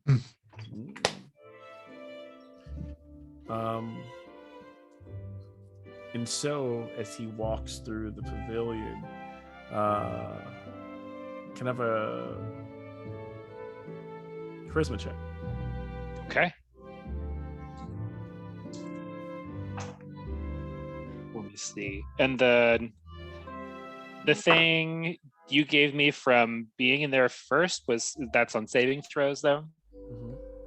Okay, so not being there. What's that from being? Wait. So sorry. The kiss. Can you use it on this? Oh yes, he can. To make Sweet. It I will take what I can get because with disadvantage, that was a 2 and 1 and what is that?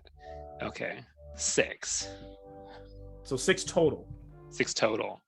Okay. I'm exhausted. Remember? Yeah. Disadvantage kicking everyone's ass. So he walks through, and eventually.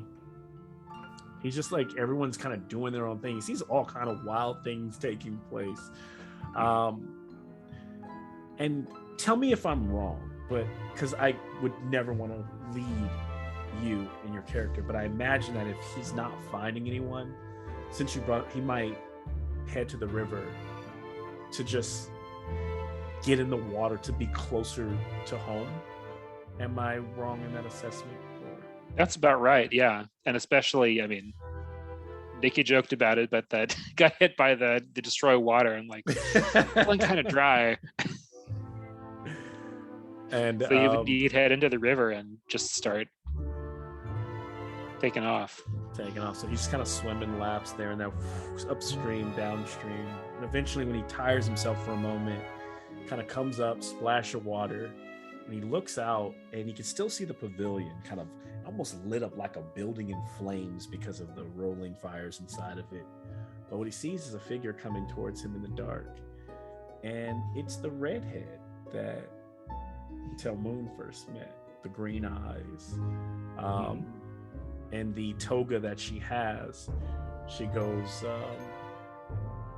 are these waters open for others to swim?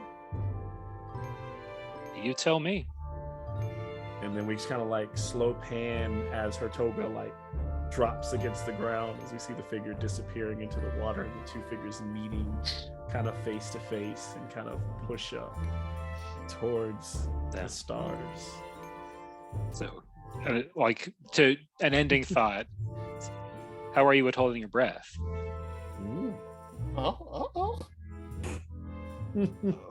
Okay. I can hold my own. I think I have some things to show you. She I'm kind just of like puts her hand out and they dunk under the water. They go. Do the fade out with just both of them going underneath. Love it. Where's Fitz? Where's Zen? And where do we leave them this evening? Where do we? Fitz had many delicious drinks, certainly, and is like skipping and dancing through every single little like nook and cranny of all the tents, and ends up at the staring contest again, and flicks the wand of smiles at the attendant sitting right there, and then stares really, really close. You're doing the wand of smiles at the attendant who's giving the drinks. Yeah. And clearly they can't take it. They just smile back. Isn't it great to just have a good time? Oh my gosh. Let's see if I can. It is. And we see them both just kind of enjoying the smile and realizing that part of it is magic, but now it is also real. It's a real smile. Yeah. Yeah, fake it till you make it. And they enjoy the smile with Fitz. As Fitz continues to have all these drinks, all these, like, it's so funny because all the other, you even see, I think Fitz starts to notice that other satyrs around her, specifically the satyrs, like the humans are always, even though the satyrs are always more boisterous and outgoing in their expressions, in their eyes, they've kind of done most of all of it. And I think Fitz is starting to realize that this is all very new for her. And I don't know what that means to her, but it is all new. It's really exciting. She remembers this massive revel, and it's like, this seems kind of big, but I bet mine was even bigger. I'm certain it was, actually. I think there were even more things to do. Oh, totally, definitely. Yes. And then, if I'm not mistaken, Zen and Talmud, if you guys have anything to share. So Zen left when Jerome came into the picture because things got a little tense. So he's just been wandering the grounds and mainly eating the delicious food since they don't really get that too often. But he eventually would wind up outside of the grounds in the forest, like probably near behind the stage area. And he just kind of sits there. He's going to fall asleep in the forest because that's the closest thing to home that he has here. And as he does, he's going to pull out his woodworking tools and start carving a statue of a centaur, thinking of his mom. So he carves the statue, sits there by himself away from all the lights and the dancing lights and the loud music, just a moment alone. Any last moment from Talmud? You know, Telmo's got a lot on his mind. He's probably going to walk back in, just grab a wineskin from inside his mom's tent, nod to Jerome, give his mom a kiss on the cheek, and Yeah, he's probably gonna head. He's before Pythias makes his round. He's probably gonna head in and hit the debauchery and just be like, "Yo, man, I'm trying to get up on the wall too. Let me know." And he's just trying to throw himself into it for a bit. I don't know how long that lasts. I'm pretty fresh, but Yeah. We ain't got to play through that. But when it is yeah. over, Tel Moon is going to venture outside as well, not towards the stream because that's things he doesn't want to see. So he's going to venture southeast into the forest and find himself a clearing and just kind of think he's going through the moves and the motions of the sword art that he knows, thinking of the father that he can't really remember, and kind of just wondering, like just wondering everything, can he be upset about this when he can't really remember who he was back then anyway, trying to contemplate everything that's happened since then, why he doesn't feel wholly at home in this anymore, why this can't be him, because he should be the next generation on the wall. He should be up there on that stage performing, but so he's just going through the sword motions as hard as he can, trying to chase away those demons. He's kind of drunk as he's fighting the spirits. There is a flash, and the sun is rising over the camp. And the rest of the party has never been to a revel like this. So while you couldn't hang, plenty of the people there continued to go as the sun came up. They all continued to dance and party. We slowly begin to see our party coming to.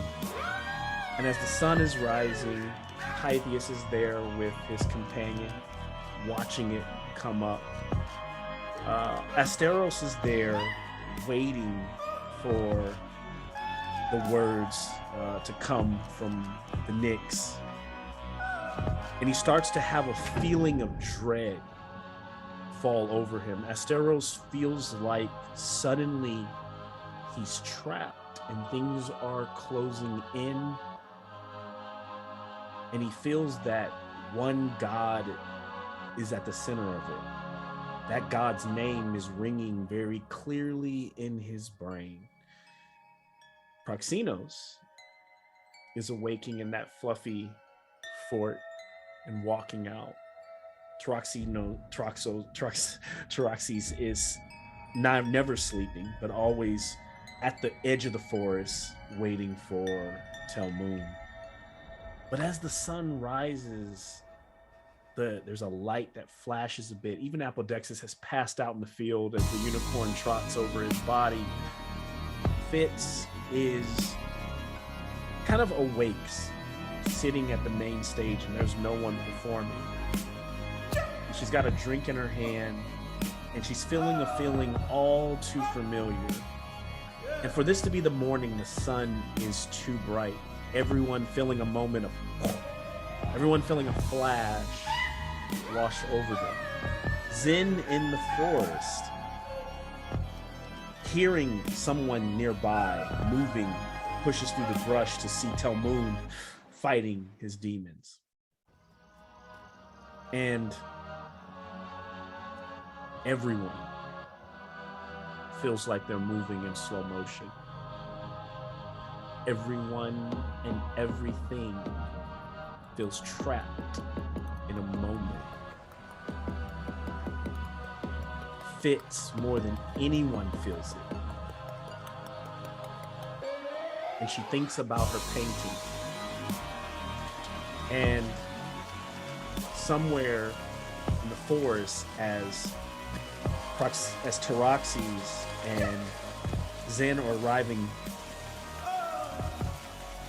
Tel Moon thrushes out and slams into something, striking through a brush and slamming into hard rock. He looks up, and there, sitting in this overgrown weeds, is an 8-foot statue of a god. As we push in on it, it's very reminiscent to a moment. We kind of flash back to the painting, the god that was hiding in the corner. It's a statue of Proxenos between two trees. As you all still feel that I'm moving in slow motion. I'm trapped. Crash to Black will end tonight's episode. Good game. Oh, dang. You're a fucking Wow. god. What? A statue of Proxenos? Oh no, did I say Proxenos? I'm sorry. Phoenix. Phoenix.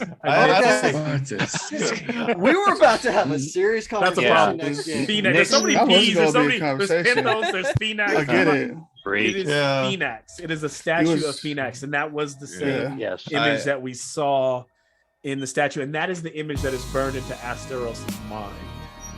This is the name Phoenix. You was about to catch all that when I got back. Like, why the hell there's a statue here? That was great. And you all are just feeling like, so essentially everyone is in a perpetual state of slow. Like the spell slow is just I hate it. in play right now. Oh. In It's my not brain, good. it literally is like the ending of a Euphoria episode. Yeah. That's exactly what. Yeah. And with the song play, I was Thoroughly like, oh, influenced God. by it. But good game. So That was great. I wish we didn't have to wait 2 weeks for this Fantastic next game. one because Fantastic. I am so ready for It's the rough. next game because it is. Yeah. Oh man, it's gonna be a good one. Perpetual slow, huh? Yeah. Ugh. I understand the struggle there, Malcolm. I get it. Yeah, when you're like, I wanted to get to the other stuff, but like, yeah, I know we messed around a little bit today, but I no, think it we was needed a good. little It fun. was good. I think it made for a fun game. It was fun. Like, And you can't be giving me step family and expect me not to want to fight. Y'all know this. Nick taught you that already. there You was can't be- so much fun to have in Skull and Veil that it was like there were so many. You know, you avenues could to have at go least down. brought like somebody that was cut, ready, super. You know, I was like, damn.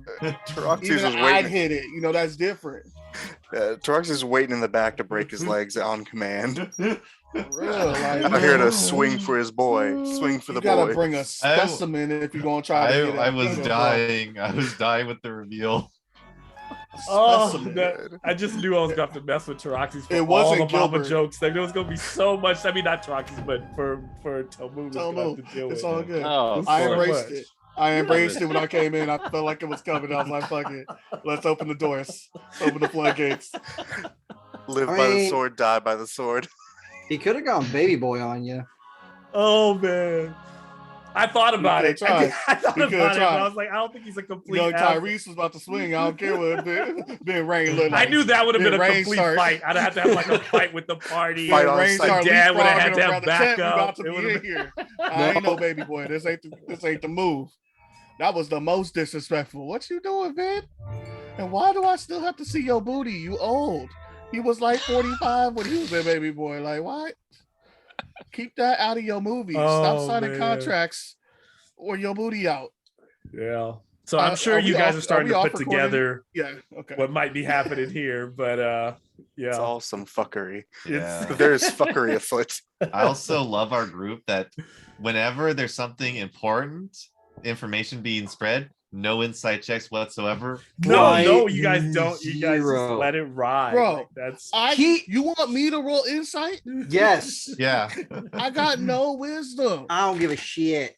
and there was I was Talking like to him. waiting for like more of those and like more digging in and asking mom questions and all that. Like there wasn't one, which was cool because in a weird way I decided to I was like, oh wow, they really are like the party. I don't know about the play, but are enjoying I think I managed to join the festival so that Exekias kind of goes to the back of their mind. Like there's no time to think about like who they're here to like figure out and find out about. I feel like that makes sense for Fitz, where she's always trying to figure out what's going on, but like she's easily distracted. She's like, ooh, flashing lights. Like, I'll go over something here. shiny over here. Okay. I mean, that was the mission. As soon as I found out, it was avoid Fitz at all costs until the next sunset. because she knows when I be keeping secrets from her. So I gotta be like, I'm about to be over here. I'm about to go drink. And I do love, as frivolous as it seems, I love the idea that different group members, like it was Proxinos, now Pythias, are finding connection with other people in the world throughout their like. There we go. Their travel. Yeah, it's real life. It's realistic. Yeah. Yeah. Pythias? Yeah. Damn. See, I was gonna go put in I was gonna take a nap and go put in that whole next day, man. I was for real trying to get on that Hall of Fame too, man. Employee of the month at least. Not trying to get on the Hall of Fame. Just get it out there, you know. I got questions, but I don't want to ask them because they're inappropriate. I gotta run. I've got to really early wake up in the morning. All right, Josh. It was Appreciate Josh. you. Take care, Josh. Good to see you. Man. Till next time. I think we're pretty. I mean, you consider even CR, we're pretty tame as a group. Yeah. Definitely gonna. Nikki's definitely gonna have to warn her mom before even. Oh my god, this episode. Yeah. There was a little Innuendos were. The innuendos were Out there. At least She's she gonna be like, yeah, they this can't see the episode chat. had everything. It had bestiality. Fortunately, had she every cannot see the window. chat in Zoom. Yeah, So the many chat. times. Oh my god. Oh, the screenshots I have been taking of chat. Oh no. Oh, no, blackmail. I didn't even get a chance to No. read chat. I can't wait to go through the chat. It's so much Vegas. God. What's happening here? No, what happens? They're supposed to stay there. What? Oh my god, there's so much good stuff in the chat. I always, as a DM, you miss all of that goodness. You can't keep up with it. It's rough.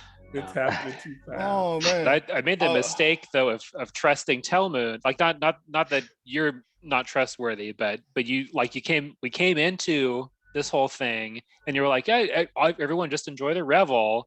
We can pick up with our actual mission tomorrow, whenever. We're like, now we're in the shit. Well, let's be real, man. Like everybody drunk off their asses. Who's you gonna talk to? My mama is my mama is Donna Summers. We walked into her thing and was like, yo, what's good? What's the political state like in the Skull of Vale? Yeah, She's like, yo, I'm in the middle of a fucking Woodstock. Not like, like, come on now. Like, You're like, baby, I got my wine. Mama gonna drink this. Mama gonna talk to you later. see? Yeah. Yeah. Oh, so many good. At least I got Jerome to pull that hammy, and so I know Mama's safe for the night. That's we didn't have to tell Pythias it's a trap. Oh. Sure. Oh man, I actually love that moment with Pythias. That was great. That was great. Oh. Dang, man, you gave her my girl. I was mad. Yeah, I was like, on a but 6. That was what on I a was like, 6, I was like, I you think gave her that's my what girl on comes a down 6 there. I was now. like, who? On a 6. I was hurt. I was hurt. It's all good. The It's all imaginary woman. It's all good. Man, Colin be taking all my imaginary girls, man. Apparently, it's crazy. I love It's how crazy. earlier Colin's taking today, all of them. I love how earlier today Colin was like, "I hate you all," but he just embraced the shit out of it this time. Yeah, He totally character, did. man. He did. It's like that scene in Shape of Water in the water. Yeah, You know? pretty much. Yeah. Uh-oh. There's a lot of good. Turns to midsummer. We a lot got of people good drowned in the scenes river here, by accident. man. Like, oh, crap. Yeah. This time I If I didn't could breathe fall down on there my like ass. that I might went be a- face first. Also, Asteros getting some good screen time in there. Yeah. Asteros had his private meditation time. It's all good, bro. With his get it. staff. Yes, I saw it with my staff. Yes, I saw that comment like 4 times. Is he You holding guys his go staff back to while my- what information has been shared and what's going on. It should be interesting to see what you guys try to put together. Yeah. It's crazy Oh, though because no. you basically it feels like you merged our. Well, I guess it's the whole thing. Like yeah, never mind. There's some That's stuff fun. to digest there. There's a lot of some stuff to that was digest. shared. If you go back to the end, the Exekias episode, there's some stuff shared there that I'd say without revealing anything. That there's some major what do you call them? Red flags? No, Plot points. Plot points. yeah, I guess plot points or Yeah. Easter eggs to what is Okay. happening. There's a lot of Easter eggs. If you connect them, you'll know exactly kind of what's happening. Hints. I mean, it's like tapestry. We're getting slowed down. Oh. Mm-hmm. And there was the hint that Exekias isn't a painter, or like he's a painter, but he didn't use painting to make the thing that Fitz has. The flash of light. Yeah. And all He of a had that sudden like we out here. special equipment too, which Uh-huh. we have.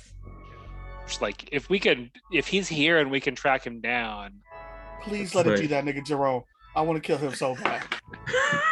Because remember he said Guys, the all technique these We're was still called, recording, by the way. it was some We're arcane. recording. Yes, it was I- Oh no! Hey, Oh you no! did. You got to cut that one out. I'm sorry.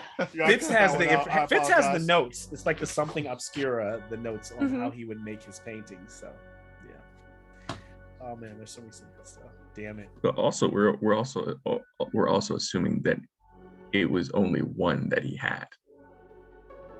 Well, I Oh, think no. I think there was something about him saying he was gonna do better. Like he was gonna use better equipment to do something Yeah. better. His next masterpiece, or was it his the magnum opus, right? Yes. But you don't want the image of the festival at dawn. Like everyone's all tired and yeah, there's no the music warmed on down version. stage. There's no one here from what Yeah. it looks like. No, Well, they're- it's they're all still here, they're It's just passed very out. much still going. Oh, 'Cause it's remember still I said it turned up. goes throughout the It's next still day. going. And I was saying that you all clearly would be tired because you're not used to a rumble Right. like Okay. that. Sure. When you wake up, the music is still going. There's still a band on stage. There's still people dancing. Okay. It's just the morning. It's not a dead time. You guys are all a bit tired and groggy, but everybody else is still going. When They're Not just lucky, man, because Jerome wasn't gonna make it back from that unicorn hunt. I was gonna be the last we heard of him. There's still opportunity to pull that off. I was so. gonna take my boy Taroxy's out there. We was gonna have to figure something out. No, see, as soon as he said like young blood, come here, I'm like, nope, we gotta cast inspiration. When you say young I'm blood, like, no. I'm like, Problems out here, bro. we know how that works. oh man, yes, Oh man, oh yeah. it's all good. It's all good. I love Jason's characters because they give so much shit. You gotta like I can like really go all in and just You have can. fun with I it, go like, get it. You. I will feel all of it without being offended as a person, and then come out of it and digest all that and just and be like, damn. oh shit. That's not like I'm trying to digest it and feed it back into Telmoon right now. It's just Yeah. like, oh, that's so much. It's a lot because he's been gone for a little bit of time too. It's so. been a while. I ain't got time for Phoenix right now. Get the hell out of here. I got shit to deal with. The one guy you're not going to talk shit to and like want to fight. What? The- My he's the one mom who wants thinks to I'm kill us. fucking a golden minotaur. That's not okay. You don't want to know what your mama has done in your absence. I It's mean, true. I know what my mama's done in my presence. Luckily, those years have been purged from my life. If she's on the Different. Hall of Fame in the I love It's a different Pavilion? culture. Hall of Fame in that pavilion. You said that, I did. I never put Mom on the Hall of Fame. In the I mean, what pavilion. picture? What was she pulling out photo albums? Was that me and her right after she had me? What picture did you she have see- up there, Mel? But we should have done an investigation check to see how many years running. Oh, it's so good. Yeah. Oh. It's funny, like when there was the whole thing of like what is her name, Elpida, looking at Proxenos and saying like oh yeah, he seems cute, or like that to me seemed like, oh, she was interpreting as the two of you were together. Oh no! Oh, Oh no! yeah, okay, so Colin, Mhm. that actually crossed my mind. I'm like, nah. Okay, so I thought that interesting. Satyrs. I'm all Interesting alone. take. Interesting take. Yeah. See, I was yeah. actually playing. I was playing it as because there was so much Proxy. shit talking Yeah, about. yeah, no, I know you Proxeno's was trying to mom stick that with like. me. I know What you if, was trying what to if stick she with me. I actually get kind it, of bro. likes Proxenos, right? Because I know. Proxenos has already kind of Yeah. like I know. got I'll like shut that the down real he's quick. Don Juan. captain. Yeah, so But it's like, why? oh, That's Sleepy also Don why. Juan. That's Sleepy also why I Don said Juan. we were walking into the tent. Why I turned him around so his face. Yeah, it's not I was just a being booty. carried by Apodexus the entire That time. whole Mama time was where like, he's I just like like that one. That one looked like he can't get away. and I wanted Jason to be like, Easy. oh, come on, Yeah, no, nah, not nah, Proxenos, see, and then that's be what I'm like, saying. well, not Proxenos, but I already got a man. That's what I'm saying. Like, Be yeah, like, I was ah. like, yo, man, let's go ahead and figure this out. Because again, my short list was Fitz and Asteros. That was it. Oh my god! Anything out of that, we was having problems. I want to hear I none love of your that. dis- Oh, your boy Zen is cute. None of that. No. None of that. I love the fact that your description for you and Taroxy's relationship, like that's my partner. Shit, no way. That's Words start flowing. You didn't kill it. Okay. Yeah. I see it as Jay and Silent Bob, like they're hetero life partners. Yeah. So that's definitely Jay. Just mad talking shit. Oh man. Yeah, that was.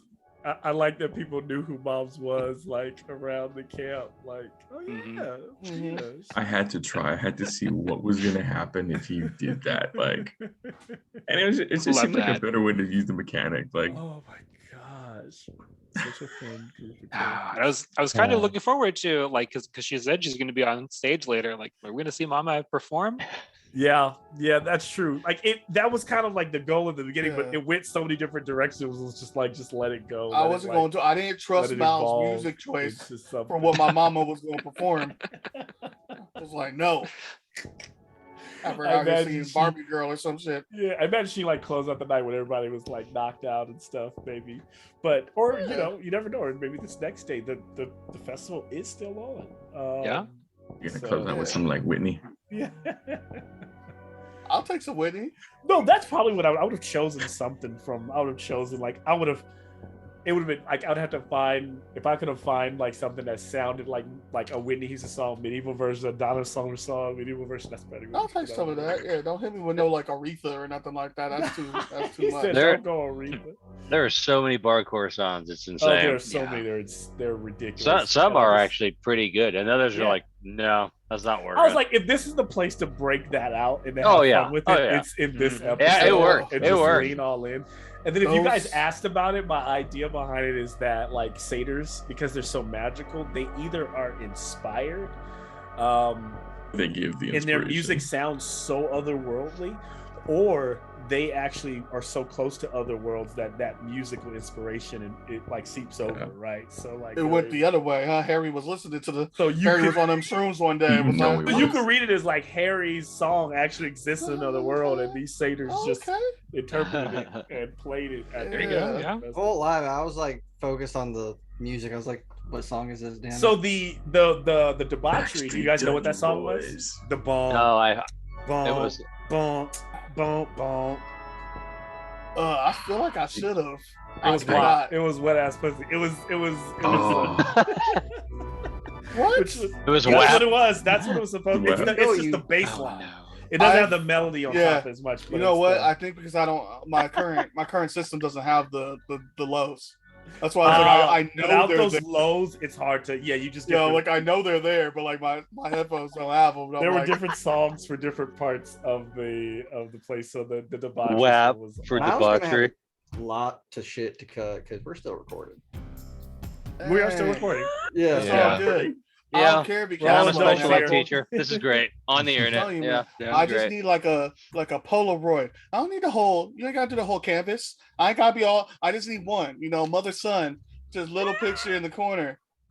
I'm going. You gotta earn your. You got a picture of you and the mother in her tent, but you gotta earn your right to the debauchery. I'm going back in. I'm going back in, man. You know what I'm saying? Let me get a couple nap and rebound. That was